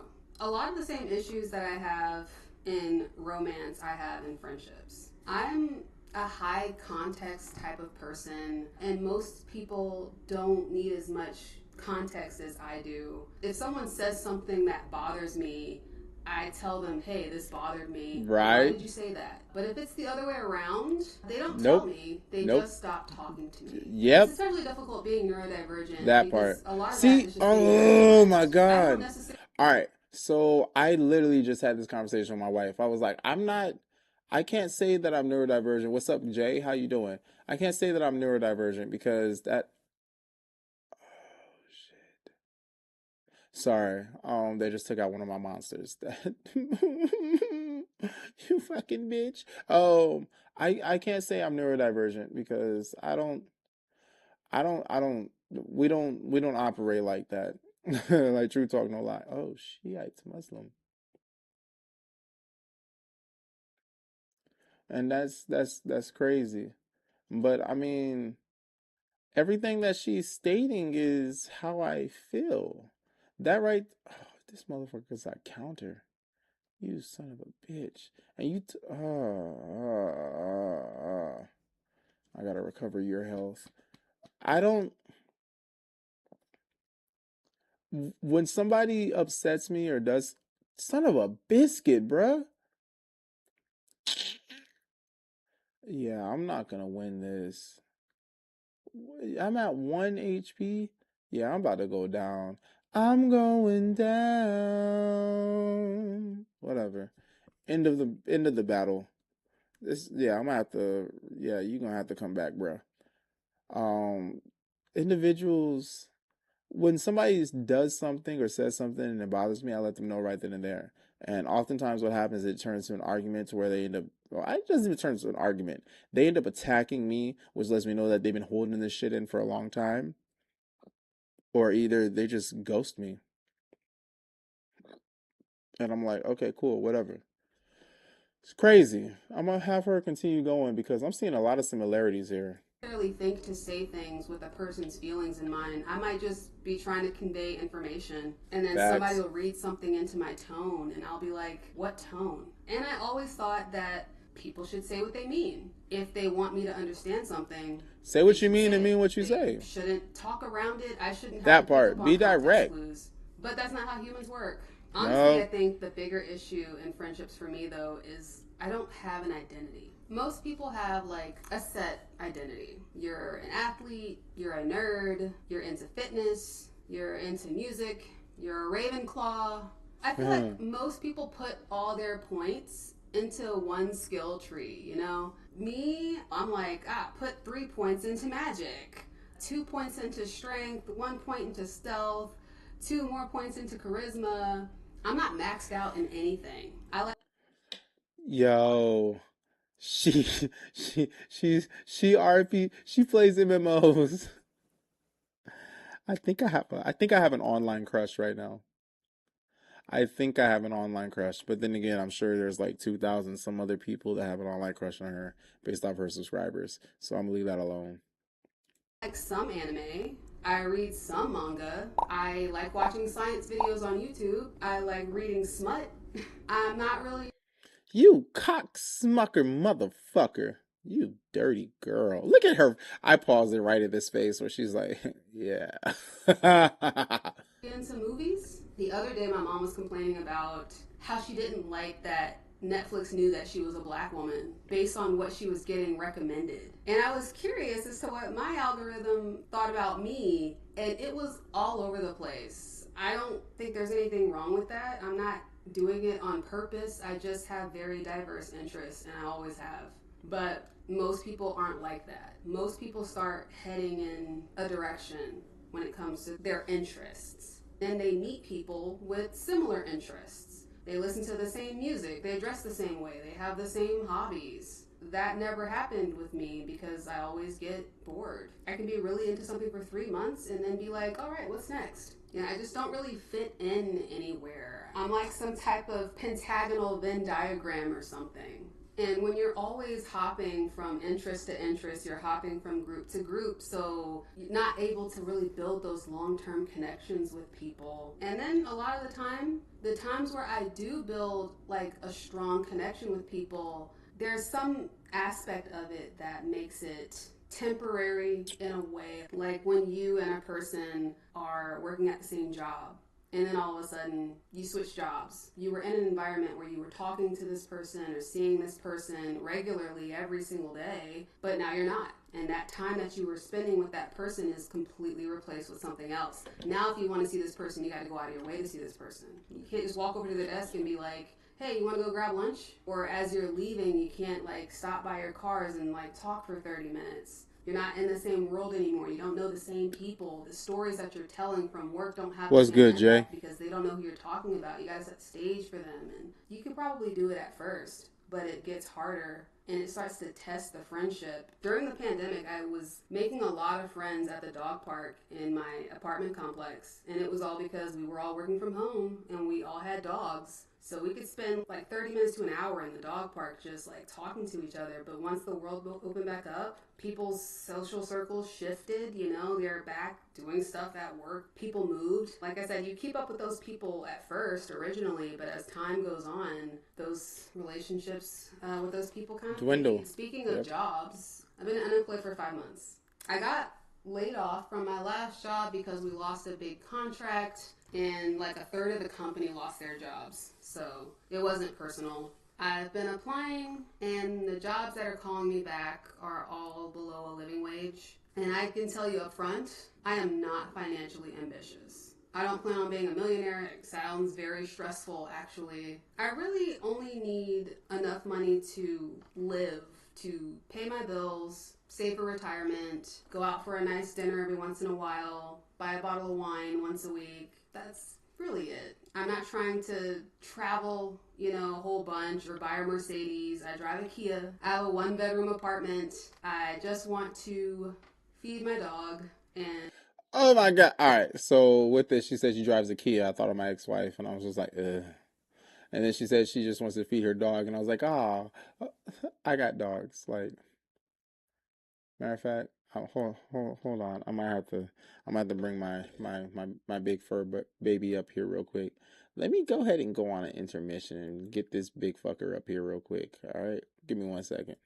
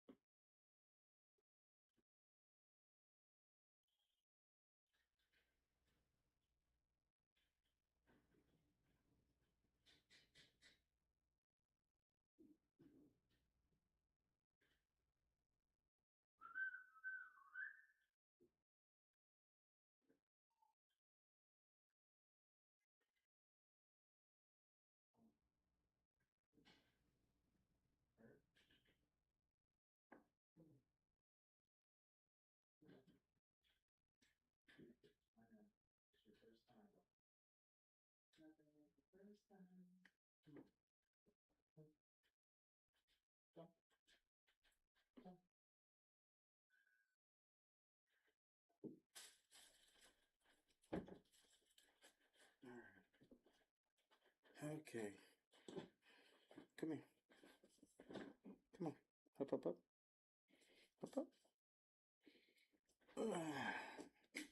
Come on, Tart. All right, let's see if we can get you on here, my big boy.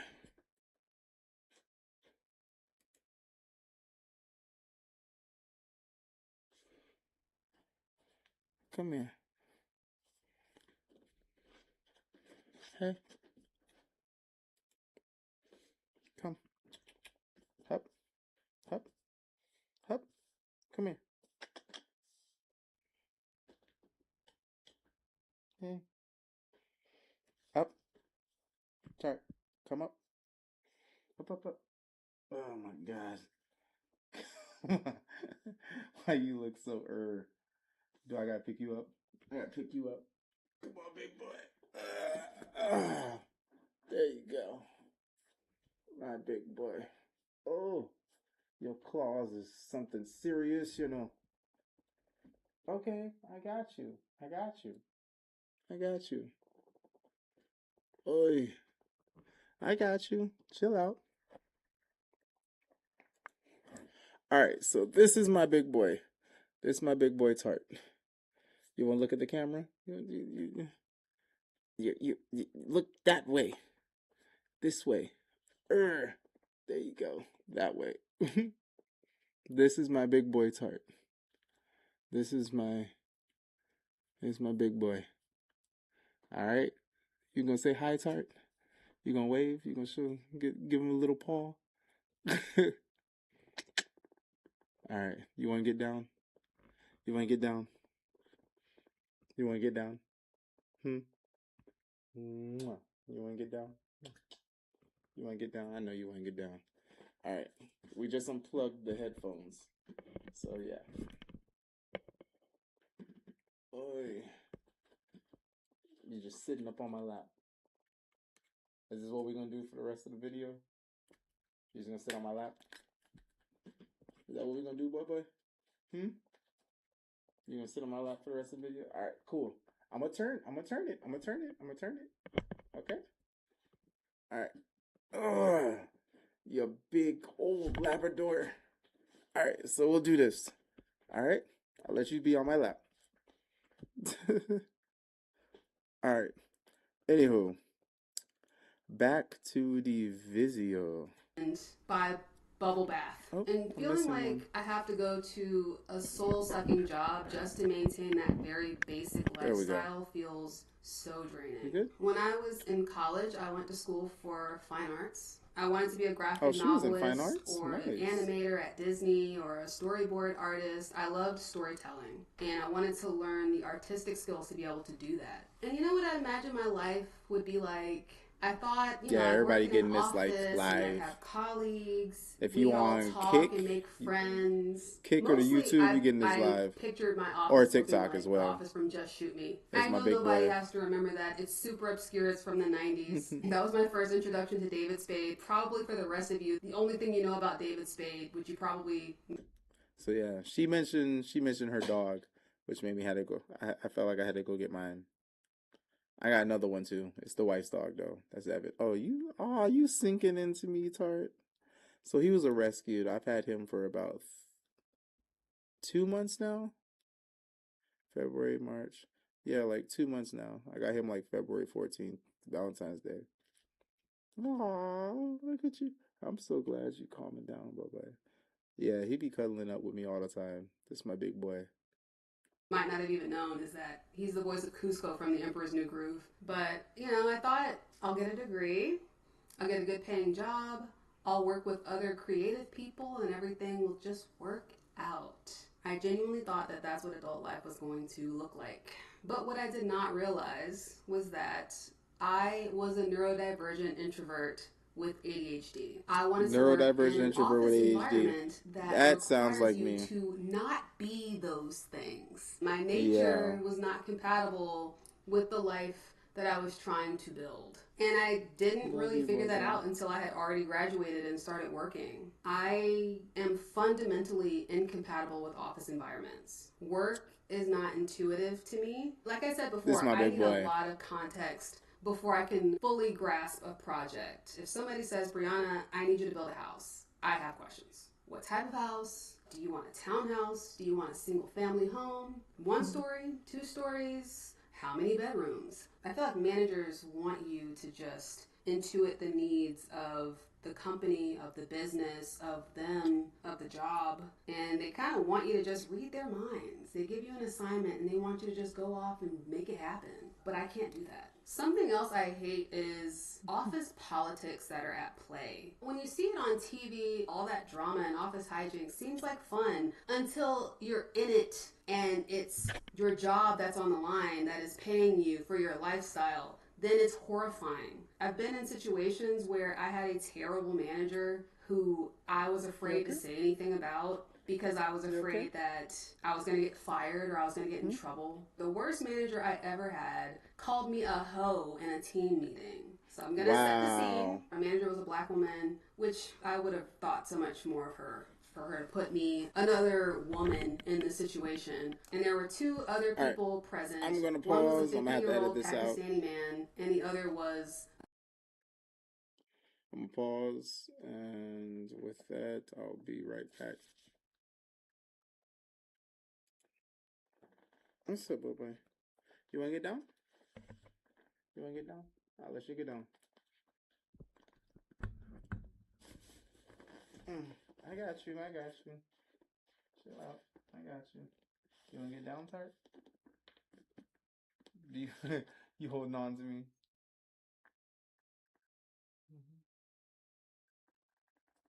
I got you. Hey. Nothing to be scared about. I got you, boy. I got you. Good? I got you. Too.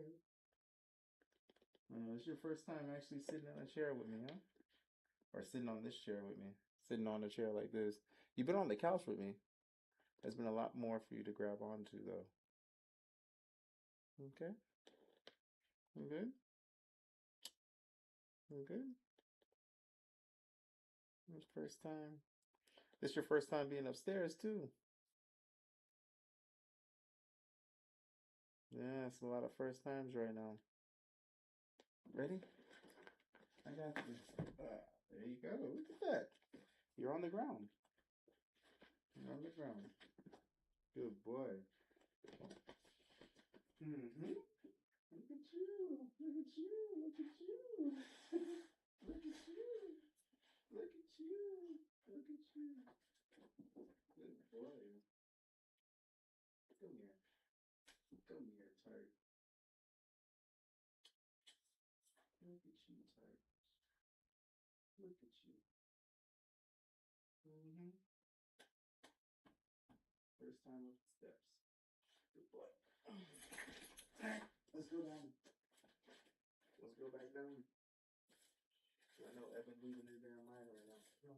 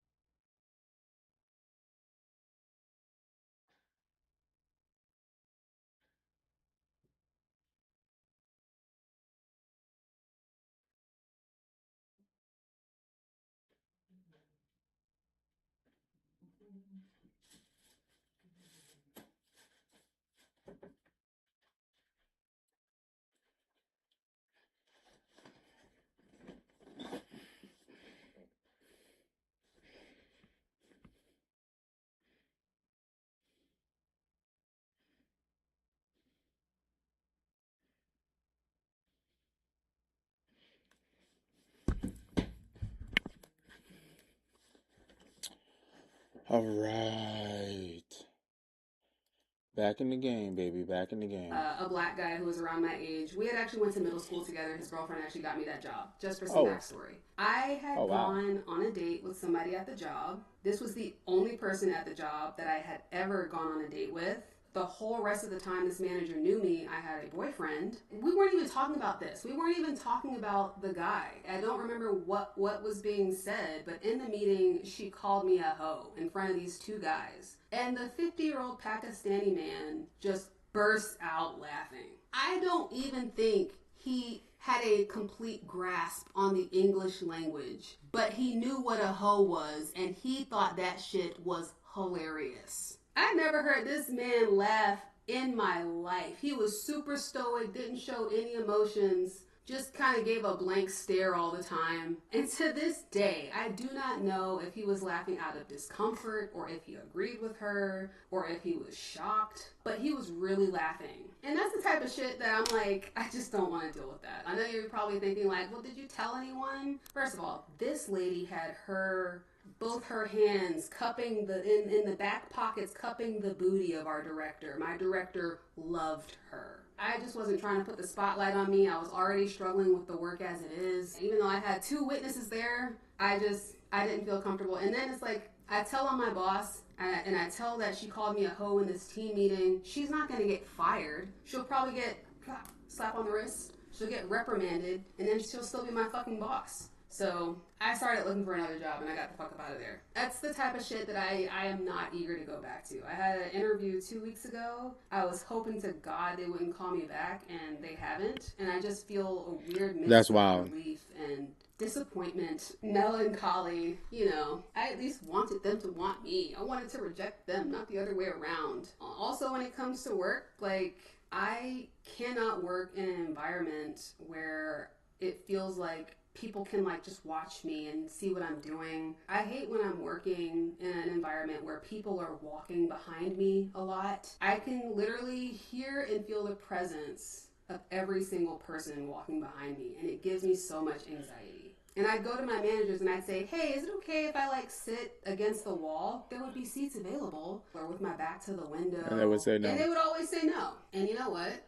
The one time that I was actually able to sit in a corner and my back was like facing a window, I got 2 promotions in 6 months. I feel like that clearly says when I'm in the right environment and I have the right setting, I can thrive.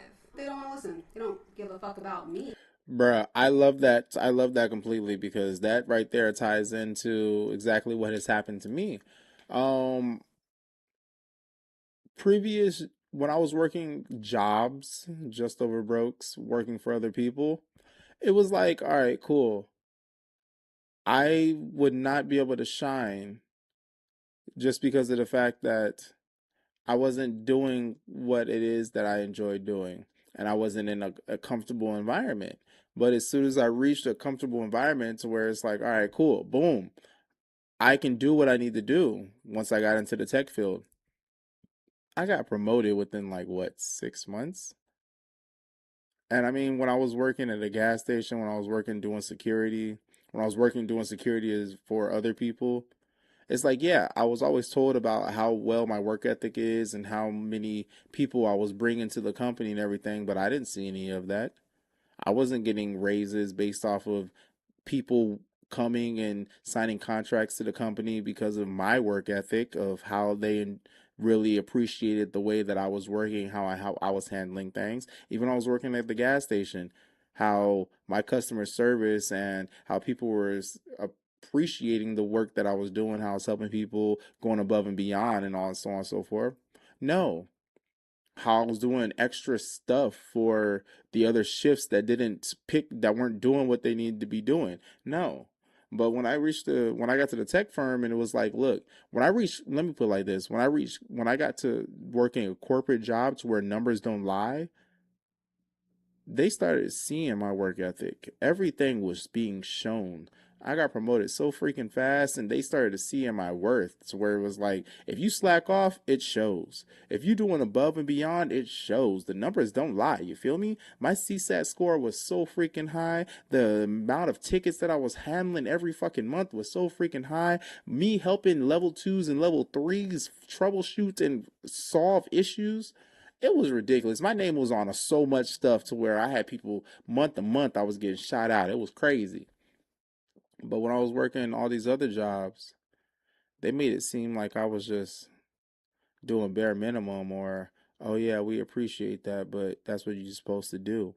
And I'm like, so you mean it makes sense. I was killing myself for minimum wage or below minimum wage. When I was running my own company, I didn't charge anything less than $35.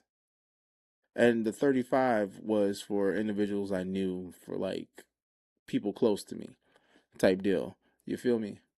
So I mean, it was interesting. And I mean, when I sold that business, it was wild. It was wild. So I mean, being in the tech, being working for corporate right now, I love the fact that everything is clocked. I like that because that right there, that validated my work ethic. Because for a long time I was like, I know I'm a hard worker, but y'all just make it seem like, eh, whatever. But when I hit corporate and all the numbers is hitting and I'm way above everybody else, I'm like, okay, I'm not crazy. Y'all motherfuckers just trying. With that, I want to go ahead and say for anybody who's working a job, a just over broke job, if they're trying to tell you that you're doing just enough, that means you're doing more than enough. They want you to do even more to get recognized, to not pay you what you deserve. I'm just gonna leave that as that. I'm not trying to complain that this is the work environment. For people who thrive in that and are fine with that, I think that's great for them. I didn't realize that I wasn't compatible with that lifestyle. I went to school for creativity, not for office bullshit. I'm much more compatible with freelance work. You get assigned a project, you get a due date, you do it, at your own pace. You want to work at 8 a.m.? You can do that. You want to work at 1 a.m.? You can do that. But you know what you don't get as a freelancer? Insurance, benefits, a pension. So when I was freelancing between jobs, I didn't have health insurance, which means I wasn't allowed to get sick, which is insane. Oh, also I live in America, if that wasn't obvious by that last horrifying statement. Last year, after my April deadline came and went, I spent a lot of time grieving the life that I was never going to have. I thought I was going to have kids by now. I thought I was going to be married. I may have wondered who I would end up with how many kids we would have, but not whether I would end up with anyone or have kids at all. At 34, you're supposed to be building a family and solidifying plans for your future, not getting let go from it. See, I disagree with that. There's so many people who think that at a certain age you need to have certain things already established for you in your life. No, everybody grows at different age. Everybody grows differently. Their time frames are not the same. Your time frame may not be the same as your neighbor's time frame. You can have twins that are born at the same time, but one may mature faster than the other. Don't sit here and judge your life based off of what everybody else is saying needs to happen by this time.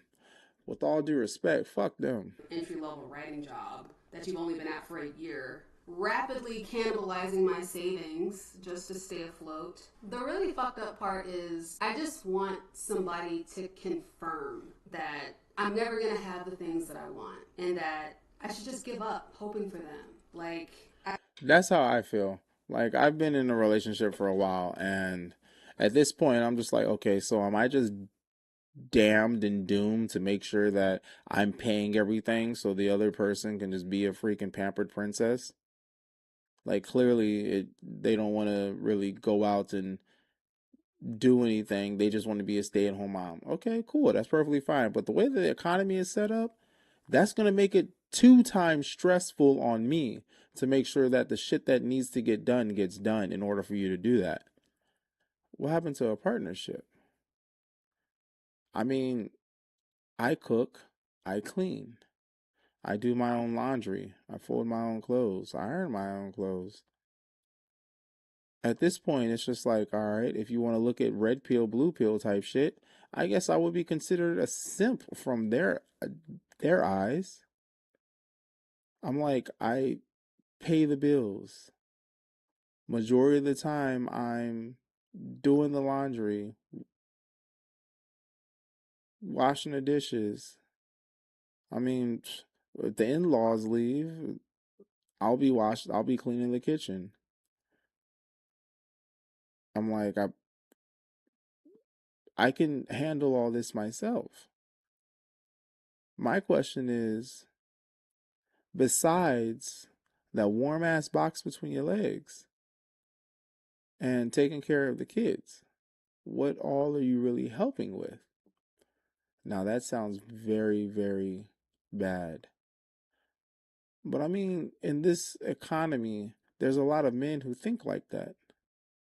What does a woman really provide? What does a woman really do for me? What are you really bringing?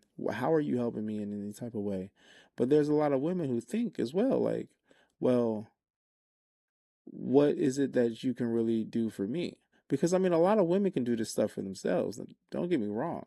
There's a lot of independent women out there. Now, granted, it's stressful. So I think one thing that men and women can sit here and tell each other is, I can take a lot of the stress off your back.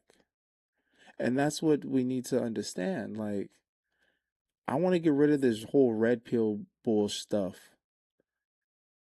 When it comes down to it, yeah, you might be you might be an independent woman or independent man, high value man if you want to call yourself that, which in this day and age, a high value, make $100,000, that ain't shit. You're just literally, you are still living paycheck to paycheck for the most part, or either you're making ends meet. Whoop de freaking do. I'm right there with you. But what is it that a woman can bring to the table? They can help remove the stress. Now you just got to find a woman who wants to help remove that stress and not add more to it. All right? Because there's a lot of things that women can do that women can do a lot better than men. And there's a lot of things that men can do a lot better than women. But we need to stop fighting each other about who can do shit better. We need one another. Stop that stuff, please, and thank you. I've been thinking, I love. By all the means, that dog is gorgeous. That's a beautiful little dog. What is that? That look like a pit too. She got a pit. Okay, I see you, Brianna. You're a little pit. Ooh. I'm sorry. I'm an animal lover. I love all animals. Like, I hate people. I love animals. For my dog to have a companion. But I'm like, well, I don't want to get another dog. What if I meet somebody and they already have a dog? Then we'd have 3 dogs. Plus, Yeah, that'd be me. But, real quick though, my dog to have a companion. why the But I'm fuck like, did she have to do that? Like, Brianna, what the fuck? You just did a full on fucking cartwheel. I don't want to get another dog. What if I meet somebody and they already have a dog? Nigga, I can't. I'm just a man whose intentions are pure. Oh Lord, please don't make me be misunderstood. Then we'd have 3 dogs. Plus, I have 2 cats, and then if we have kids, that's just. I want cats. Like, I want cats. Look at this. This could be a love story all in its making. Yeah, I said it. This could be a love story all in its making. But I'm pretty sure she's monogamous, so I'm leaving that shit alone. Oh. That would be too much. I want somebody to say, Brianna, you're never going to find a partner. You'll never have kids. This is your life. Because at least then I could. Brianna, I can't do it. I'm sorry. I'm there for you. But you're not there for me. Because, as you already stated, the individuals that you go for, they don't want you. So that means that if I'm going for you, you don't want me. Perfectly fine. Do something about that. I could just move on. I could get another dog. People tell me, like, Brianna, you have an apartment. Get another dog. Dogs are awesome. Dogs are fucking awesome. I might have to go grab Evan, have him sit on my lap, be like, yeah, this is the other dog. He's a little shit. He's the little brother.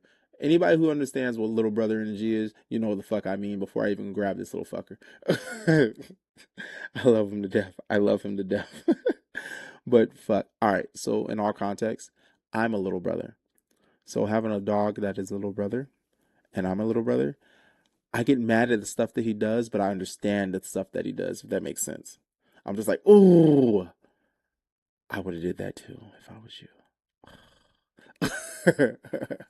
You have a car, be grateful. Some people don't even have that. And I'm like, by my own standards, the very least I could do is have an apartment and a car. I'm 34 years old. I should not be living with my parents. I don't have the big things in life. I struggle with loneliness and lack of friendship. I don't have kids. I don't want to be pat on the back for doing what I consider is the bare minimum. And that's not to put anybody down. That I'm so glad she said that. Brianna, yo, anybody, if y'all know her, please tell her to send me a message. I would love to talk to her. And not like on no flirty type stuff, just to a lot of things that she's saying is the way that I feel and things that I have been dealing with my entire life, which I haven't been able to meet anybody or run across anybody who understands what I'm saying. So I mean, I really appreciate the fact that she's saying these things because I align with them completely.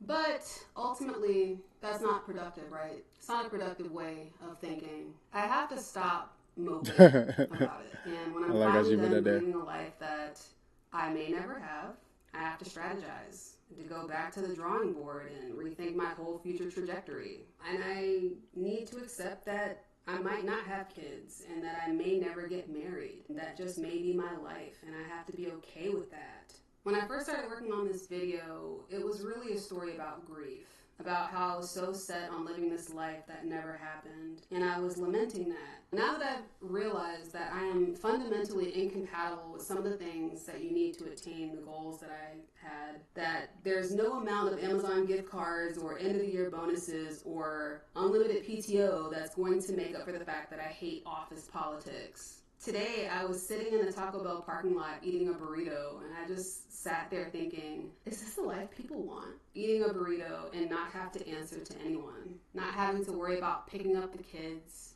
Not having a partner messaging me like, bitch, where you at? Am I supposed to like this? I've been sitting with it, and I think the reality is, I don't know. I don't think I ever considered my life without those things. So I never really stopped to think if I could be happy without them.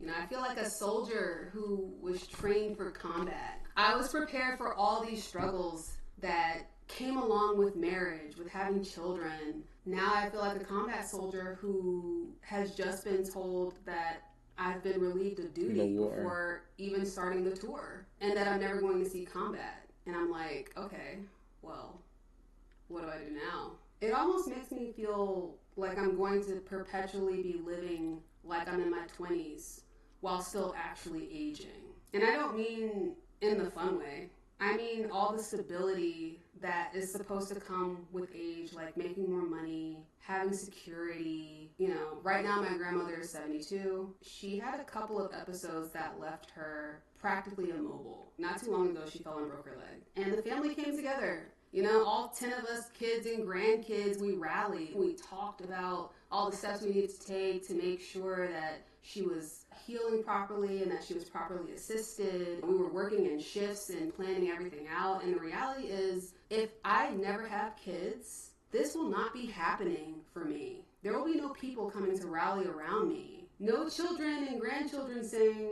don't worry, Mom, we'll take care of you. I only have one close sibling, my little brother. He's 16 years younger than me. So I don't know if I'm going to have nieces and nephews to help me either, depending on when he has kids. When or if. What if I'm not financially stable because I never found a career? Then I won't have money to put myself in a home or hire a nurse. It's kind of scary, the idea of aging alone. And I think warrants a video in and of itself.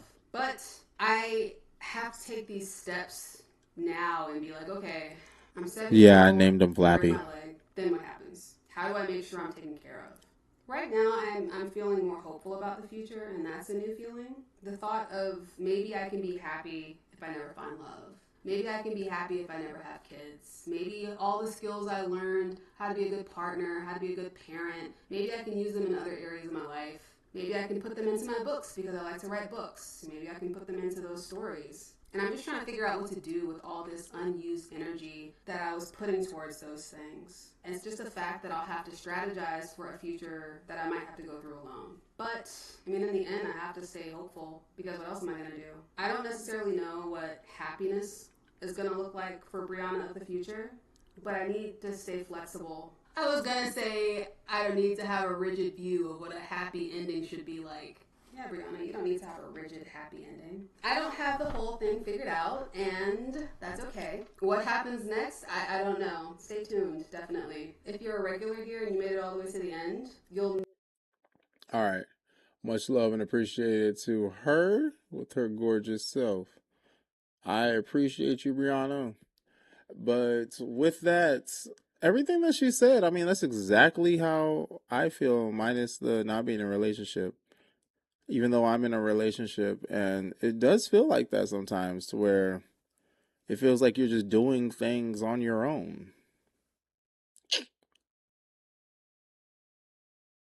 I don't know. Just maybe I'm neurodivergent. Maybe all the stuff that's up with me. I'm a solution based individual. So when individuals don't seem to find a solution to stuff, and they just sit there and literally just think about it but don't do anything about it, that bothers me. I'm a very big solution based individual. To where a lot of my issues currently is just individuals not finding solutions to things, to where I'm like, okay, so did you really even think about it? I can do all this. It comes to a point to where it just feels like you can do it all yourself, because it doesn't seem like anybody else is really putting any effort into it. And that's right there. I'm just gonna go ahead and end this live stream slash video with that. Thank you, Brianna, the womanican with your gorgeous self.